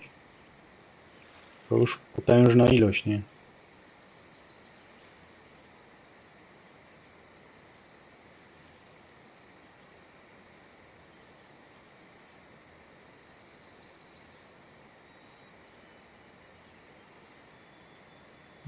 Nie. Nie ma sensu. Chyba, żebyś chciał płotki łowić albo brzany. O, brzany byś mógł popróbować, nie? Ale znając życie, to wiesz, co tam wleci, nie? No, znając tą grę, to tam na spokojnie przyjdzie jakiś tam coś fajnego. Tak to możesz dać pszenicę. O, daj haki ósemki, pszenicę. Lina może tobie też dać. Ale ósemki daj haki, to ograniczy sobie wielkość ryb. Ja dzisiaj miałem jednego amurka. Przez ileś tam czasu. Na 55-63. No, mógłbyś. 5563, 21 metrów, coś takiego. Ciężko powiedzieć, że rzucałem tymi. Miałem klipy na 22-23, a nawet nie doletywało do klipu. Bo rzucałem tymi pikerami. No, haki, ósemki, pszenica. Większe nie ma co. 47-70 dorsz. To jest hamowanie. A trochę czasu pewnie walczyłeś. Jak to z dorszem.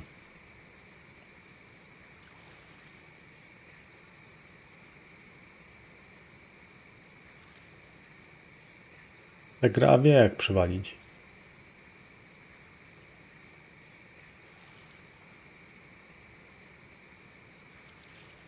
No to jeszcze nie jest źle. No ale... takiego wyciągnąć dorsza, nie? Ale śmiesznie... Niedawno miałem tego, no, co to było? Wzdręgę. Niedawno miałem tą wzdręgę. Tam się okazało, że ona chyba od 1,5 kg jest, a ja miałem prawie 1,5. Nawet nie zwróciłem uwagi, że to mogłaby być trofka.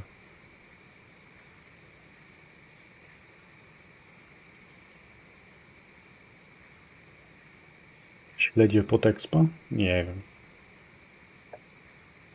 Ja tam zawsze płynę, jak chciałem szybko dużo pofarmić małych rybek, to nawet 41 albo 34 i się bawiłem.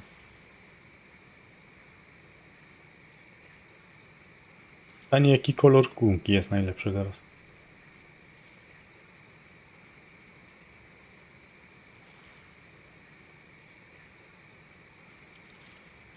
Ja mam w Magota na Kaziumir dane. 3 punkty. Też mówię się pobawię. I może byłyby efekty, ale trzeba byłoby dużo stanąć.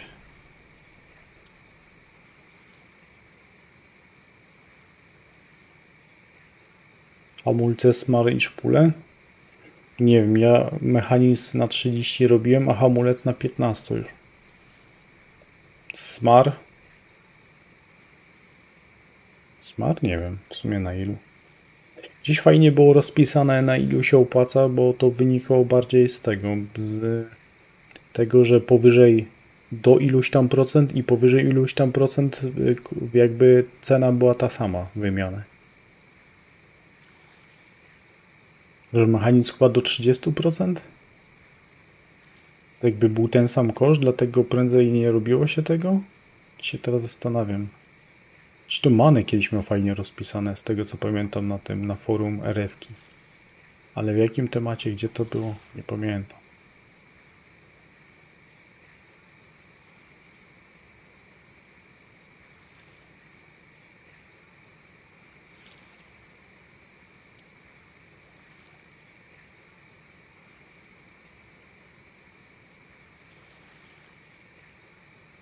Podobny temat chyba był z tymi, z przelotkami. Bo powyżej do 50% była ta sama cena cały czas, dlatego się chyba robiło na 49,9 na przykład.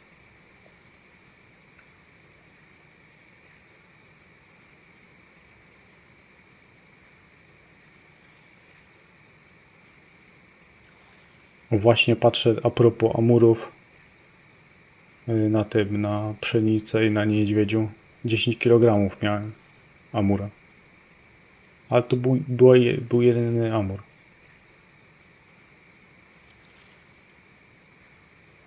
Nie no, węgiel 10% to tam wiesz. Możesz tyrać. Zależy jakim kijem łowisz. W sumie to bardziej jaką ograniczasz się linką.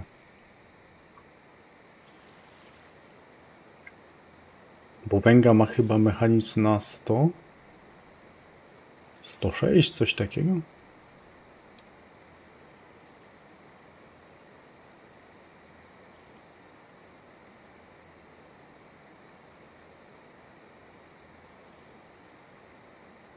Wszystkie metody się bawiłeś. No i trochę próbowałem tego, jak ty mówisz, tego Magota, nie? Ale tam mam 3 punkty rzucone.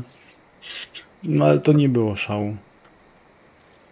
Tam jakiś tam, jak dałem 5 robaków, 10 robaków dałem,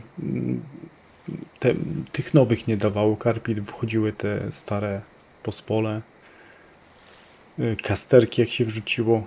Takich jeszcze na początku, zaraz jak wprowadzili, wszyscy łowili albo na truskawkę, albo na banana, to coś się tam dało.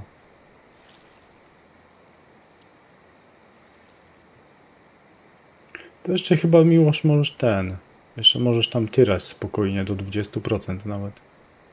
To wtedy byś miał 80 dopiero mechanizm. Jak nie zamykasz, to i tak nie ma problemu, nie?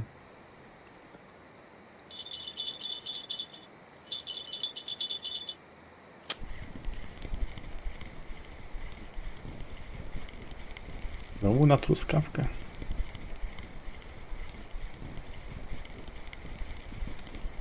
A nie masz resetu darmowego, Mir?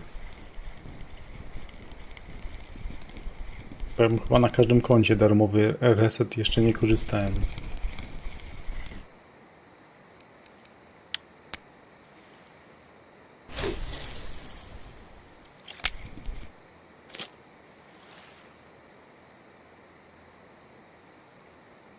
No pod takiego dorsza to się nie dziwię, że zamykasz. Nie, ale to chyba, wiesz, do 20% może go tam tyrać. A zanim 20% na wędzę będziesz miał. Prędzej go będziesz musiał smarować.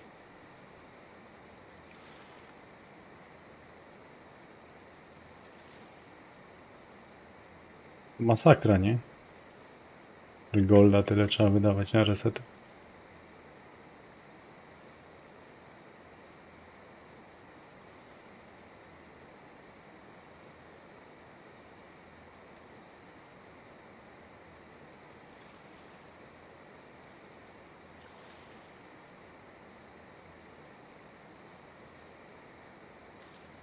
Ogólnie to ja zawsze tam resetowałem, ustawiałem sobie jak coś tam wprowadzali zmiany w jakiejś grze, nie?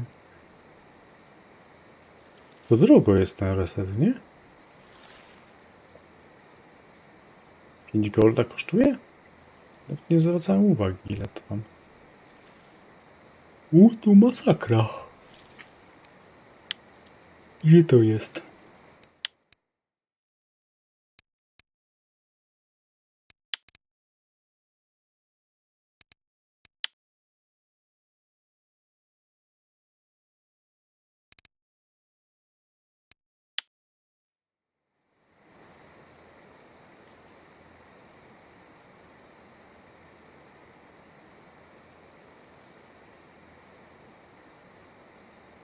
No tak, że wiesz, jak się chcesz pobawić, to całą tą morze to dobie dodali, a ty dużo morza korzystałeś, dużo łowiłeś. Nie wiem, dalej łowisz na morzu? Bo tam ciebie to wciągnęło, nie? Ale żeby morze połowić, no to trzeba było tam wrzucić te 7 punktów. 7 punktów sobie wrzucić w tego. W robienie przynęt też się przydaje mieć. Tak jak na Kaziu mam wrzucone. Gotowanie to nie, ale na pewno zanęty piątkę to wymagane jest. Tutaj to też wrzucić 7 w to. I w te też by się przydało. Ja nie wiem, ja nie mam powrzucane tam na Kaziu w ogóle w te metody punktów. W gumi by się przydało powrzucać.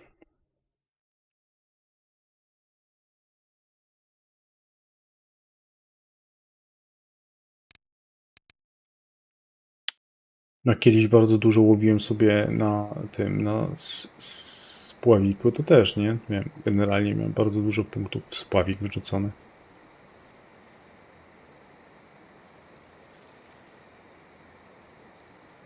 Tylko zawsze mówię, żeby nie ten.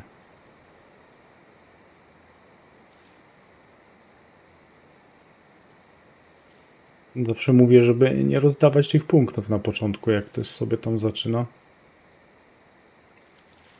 gierkę, no to tylko w sumie w zanęty i nic więcej, nie dajecie punktów.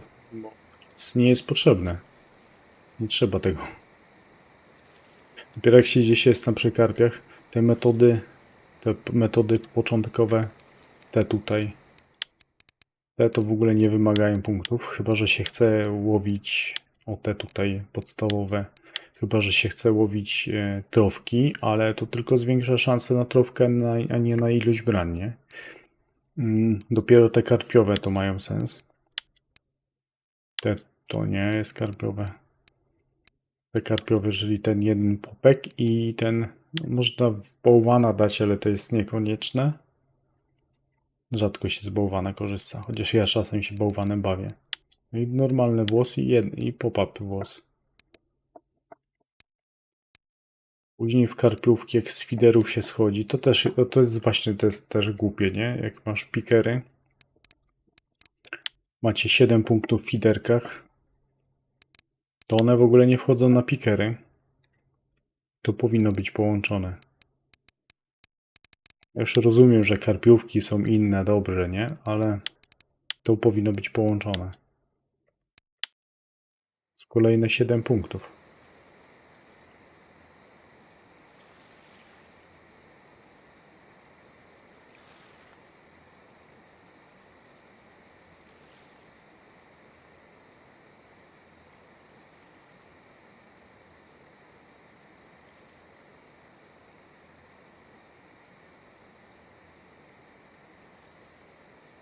Bo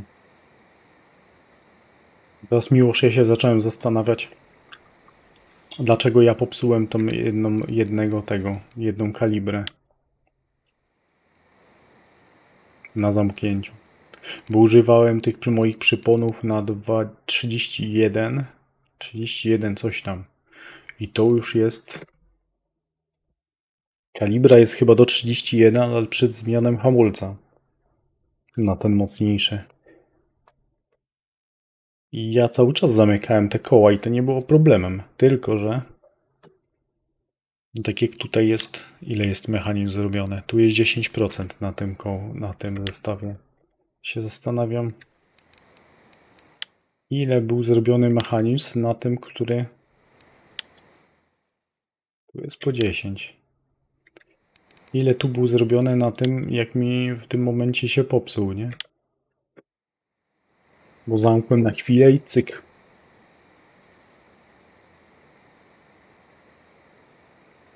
No. A jeszcze dodadzą jakąś metodę i co będzie?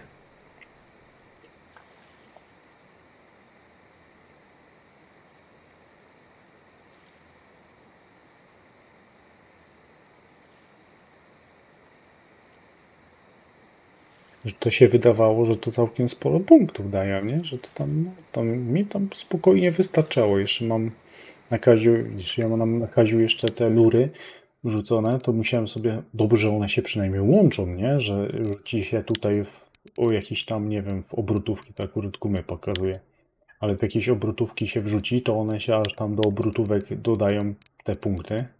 I tak samo w robienie woblerów to też dodaje tu po kolei do wszystkich naraz, nie? A jeszcze jakby było każda osobna, w ogóle masakra. No ale tam trzeba mieć z 10 punktów przynajmniej na robienie przynęt swoich spinningowych wrzucone. Bo jest strata kasy. Bo się robi przynęty 1 na 10. A 5 punktów i tak nie gwarantuje, że się zrobi 10 na 10. Też jest głupie.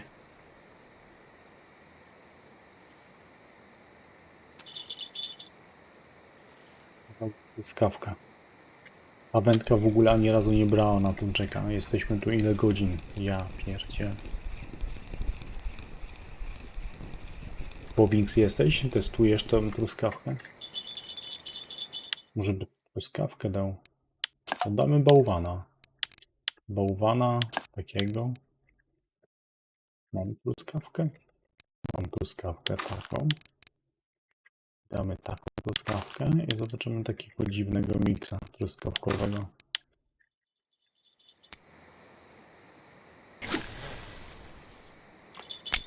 Wyleciało w ogóle? To biorą tobie na te truskawki. Może coś odkryjemy, nie? Może będzie miało to sens, jak będzie normalna pogoda, czyli może jutro.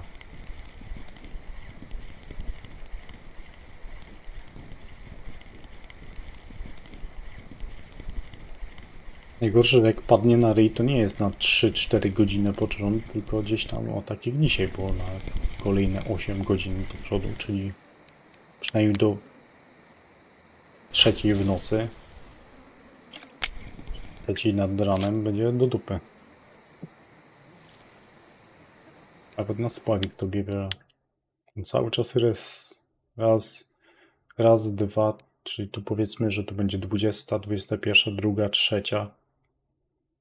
Północ, pierwsza w nocy, cały czas jest obniżona temperatura. Nie ma w ogóle sensu na bursztyn przechodzić. Dziś. Trzeba być masochistą.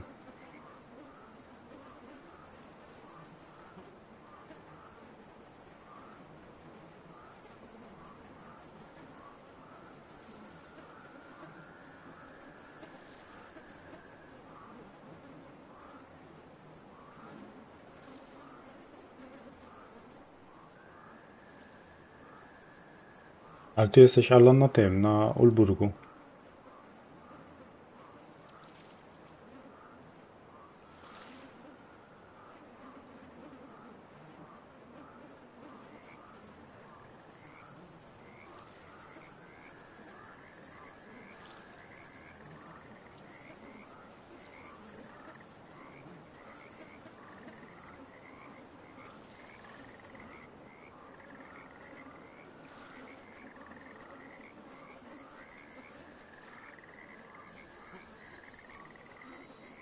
No, byłby. No, ale tu wiemy, że przynajmniej na tego banana tam kąsa, nie?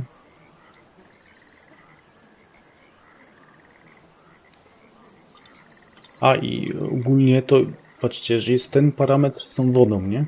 Ja się cały czas zastanawiałem, czy czegoś takiego nie ma cały czas w grze, tylko jest to ukryte i tego nie było widać, bo było tyle, ile było takich sytuacji, że brało, nagle była duża przerwa, nie? Na kilka godzin. Nawet za dnia.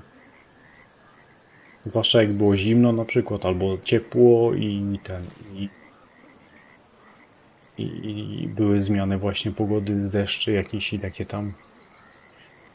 Może było to tylko parametr był ukryty i w ogóle nie pokazywali, a człowiek wpadał na spota, patrzy, że nie działa. A później wracał i to samo nagle działało. I może jest. Może jest, może było, a było i jest na każdym łowisku, tylko o tym nikt nie mówi.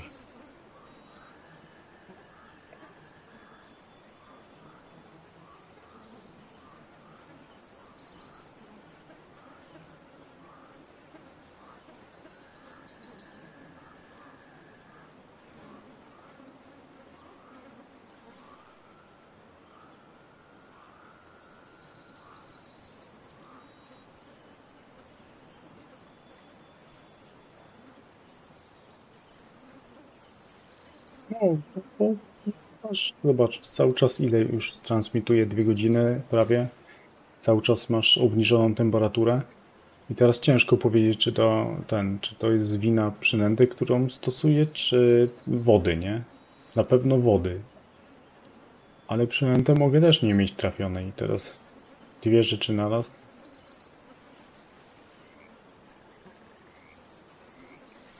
Tu w ogóle bym nie stał, jakbym nie siedział z wami na transmisji. Bo Wings ma 10 ryb. To dobrze chyba nawet. Bo tu było tak, że wszyscy tu stali i mieli 10 ryb w godzinę na dębie, to był sukces.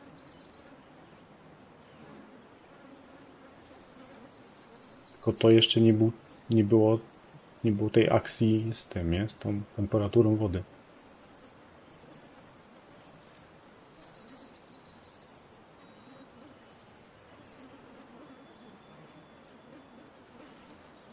No tu ładnie masz nawalone, Mir.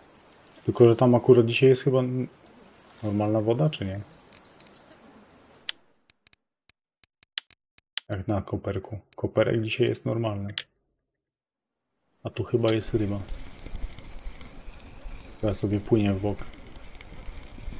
Znowu na truskawkę kukurydzę. 86 ryby. Tylko tam to trzeba mieć przynajmniej... Tam dużo daje ten PV-ka. Bardzo dużo, nie? Tutaj na tym potrafię całkiem fajnie połowić bez PV-ki. Mogę suchą zanęcić gdzieś tam na bliskim dystansie. Jak na tym cypelku. A znowu na miedziance to ciężko jest. Znaczy całkiem fajne efekty daje Całkiem fajne efekty daje metoda. Na metodę mi się dobrze łowi na miedzianie.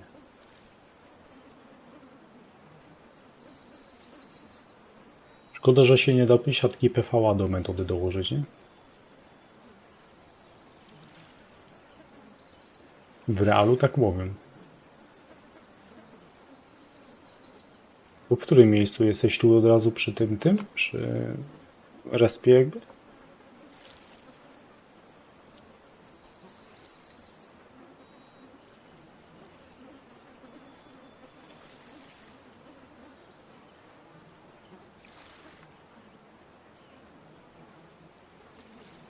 56,55.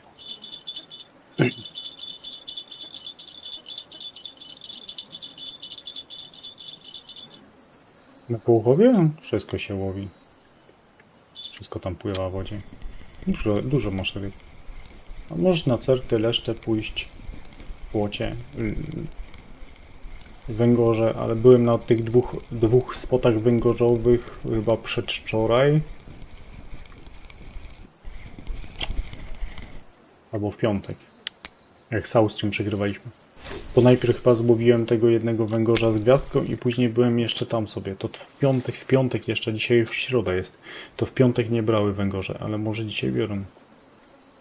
17 F1 masz? To konkret.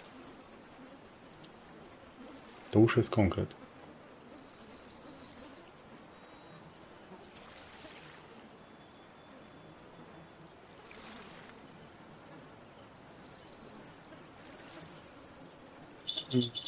Chyba nie. Dosyć waleczna ryba do tego. Do tego rzadko biorą w ogóle nie. Nie wydaje mi się, żeby miał sens. Zresztą trolling jest tak zwalony, od kiedy popsuli, wprowadzili jakiś ten debilny mechanizm. Ładna ryba wzięła. Ten mechanizm tym, że ryby się boją silnika. Prędzej było słabo, a po tym jak to wprowadzili, później łagodzili niby to, ale to nie jest to. Na Quarry łowiło się super wynik, to było 250 w godzinę na trollingu. A teraz jak zrobię 150, to jestem zadowolony. W sumie nie jestem zadowolony. Tracę czas i wyrzucam materiał.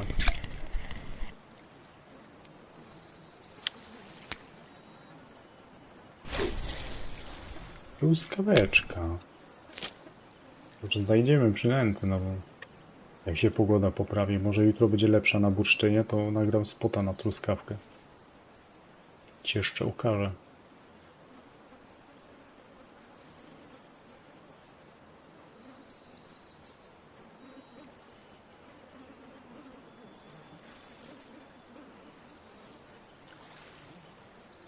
Dwie godziny mówisz?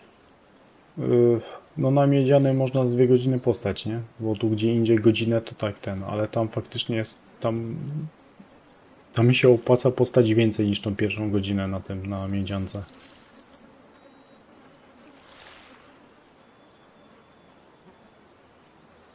A jaką głębokość masz ustawione w Wings?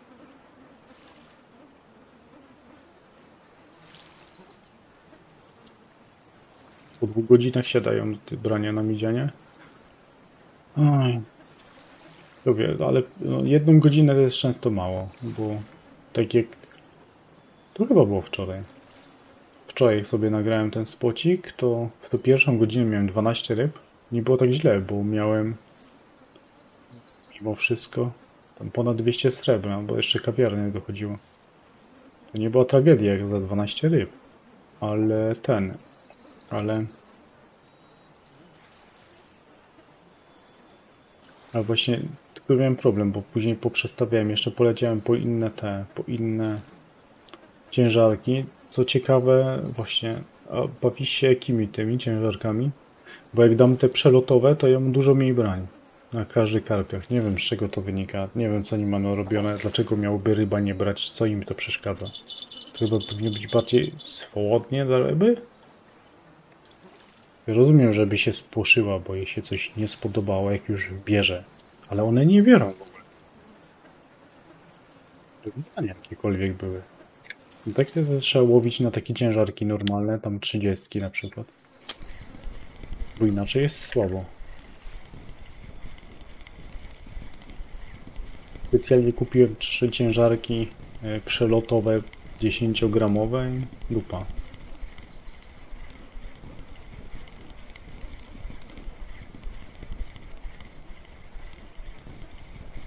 Tego nie bez powodu mówię właśnie, żeby stać dłużej tam na tym łowisku. Nie?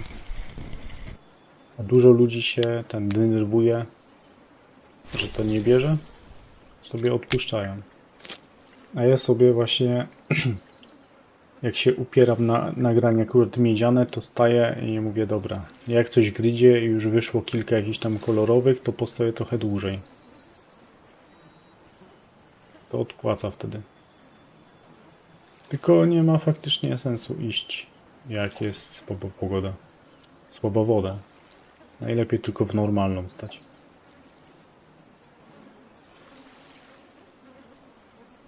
Uwerek? Uwerek też masz zamknięcie na 80 kg. Byś musiał przypon zmniejszyć.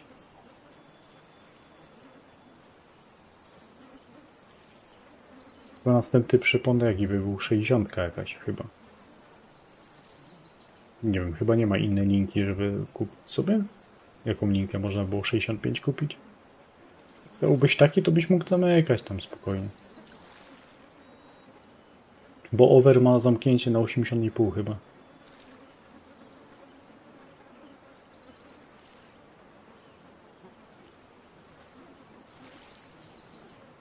A to znowu czas by zajęło smarowanie, nie?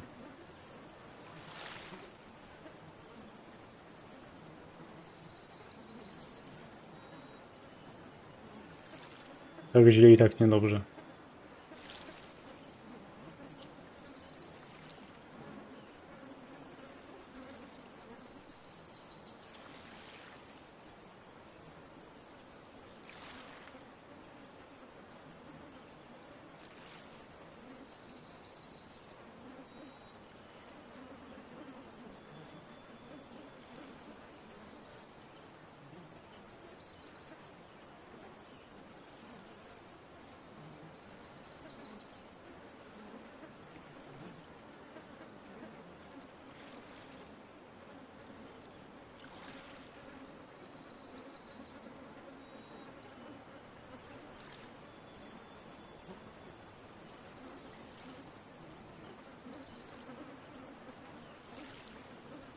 To fakt, mógłbym zanęcić, nie? Ale to walnę z tego, Walniemy 15 na 35. Ale coś czuję, że nie trafię. Ej, to nawet trafiło.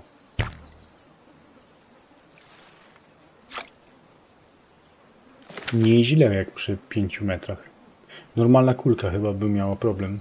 Albo na pewno, nie chyba, na pewno miałaby problem. Poleciałoby nie wiadomo gdzie, ale to poszło w miarę.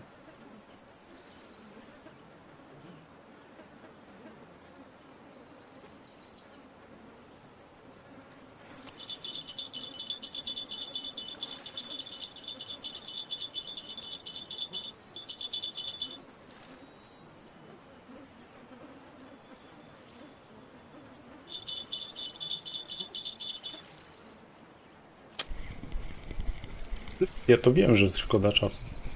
Generalnie to będę transmisję kończył. Miałem przynajmniej 2 albo 3 prośby: idź, nagraj bursztyn. No i przyszedłem. W takiej sytuacji wolę przyjść i odpalić transmisję.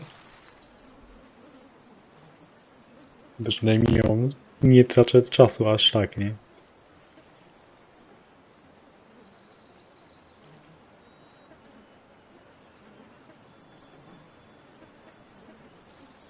Właśnie Mir, wiesz co można było posprawdzać? Ja sobie na jakimś live'ie testowałem. Nie pamiętam co łowiłem, ale robiłem te...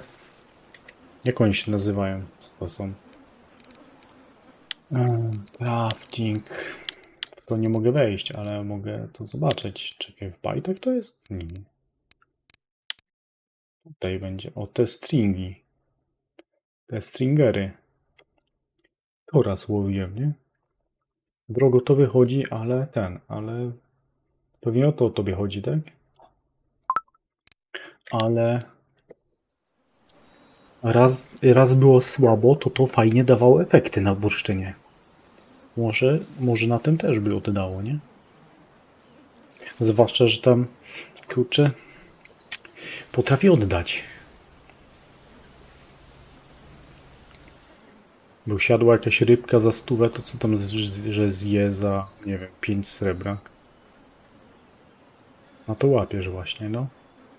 No właśnie, nie? Co z tego, żeby zjadła za tyle, jakby oddało kasy tyle, nie? Może ma to sens.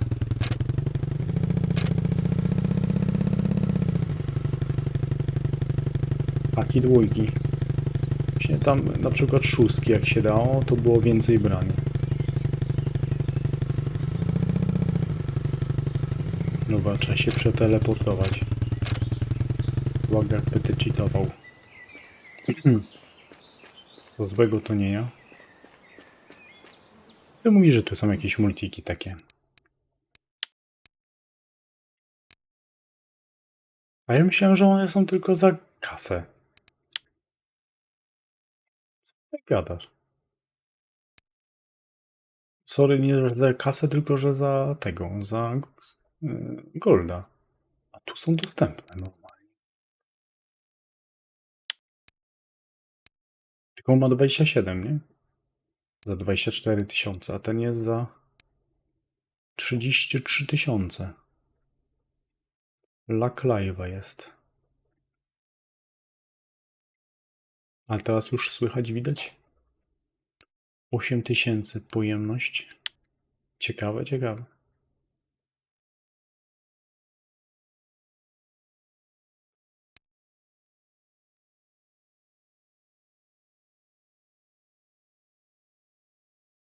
Faktycznie, niby rozłączyło mi.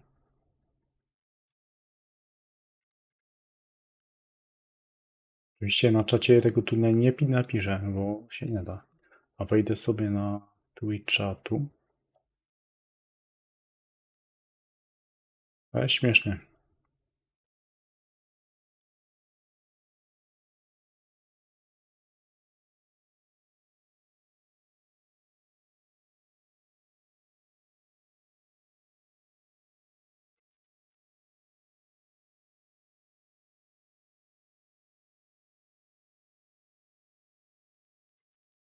YouTube chyba działa.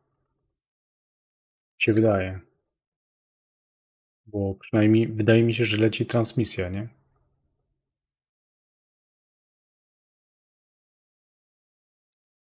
Wbiłem sobie na tego, u mnie na przeglądarkę patrzę. Niby wszystko git tu jest. Nie wiem, co się działo. Pierwszy raz tak mam, że się że się Twitch przycina, a ten się nie przycina. Nawet Stream Element się obudził, czyli musiało być rozłączenie. Czyli teraz jakby od nowa się nalicza live. Co za głupota. Na sam koniec musiał zwalić. Dobra, a wracając do tego, to tutaj ja myślałem, że to są tylko i wyłącznie za golda kołowrotki. A one może na tym łowisku, na którym byłem, to nie były dostępne, a tu są. Takie ładne, fajne.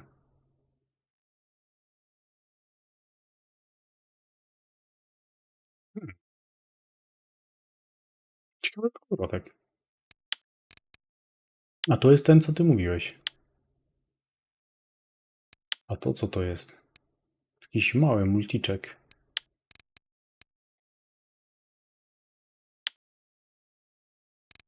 8000. Zawody jakieś będzie można zrobić, jakieś zawody. Tylko, że no to ja dzisiaj tak z odskoku, bo teraz postaram się wrócić do normalnego transmitowania. Kiedy ja ostatnią transmisję miałem, nie? Postaram się robić częściej teraz. Tylko najpierw z synem gdzieś idę, porobię coś, później jak już mi pozwoli, to wtedy sobie odpalę live'a. Dobra. I teraz tak. 28 poziom, ale trzeba... To wiadomo. Tak, nawet. Ale chyba mała szpula jest, co? 42 to nie jest za gruba. Ile tu linki wejdzie? 300 metrów? Takiej większej? 0,8 my używamy, nie? Na morzu, jakoś tak.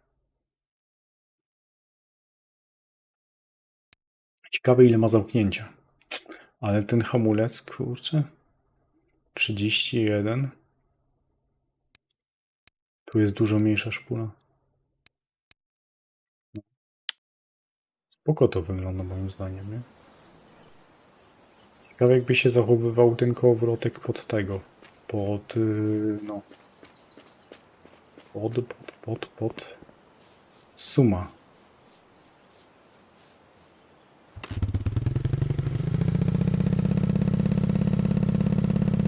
Tylko teraz Miłosz pytanie. Z taką kasę, czy nie lepiej kupić sobie drugą węgę?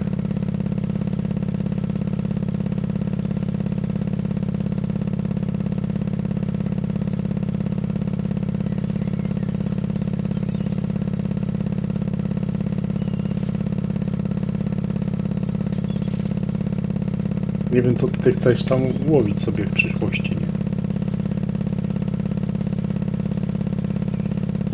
Oto jest pytanie.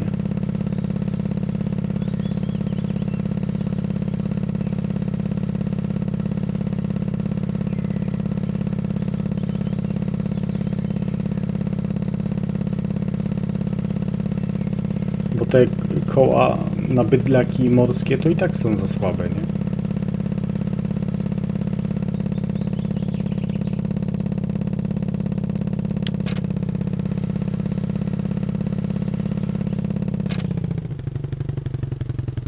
A, masz już tego węgę, overka i tagarę. No to fakt, no, to ci niepotrzebne.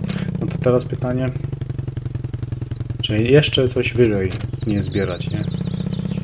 Ja wiem, zawsze kusi, to już ma jakąś gotówkę lepszą i kusi, żeby coś kupić, ale kurczę. Cześć. Teraz pytanie, czy czegoś jeszcze lepszego, nie?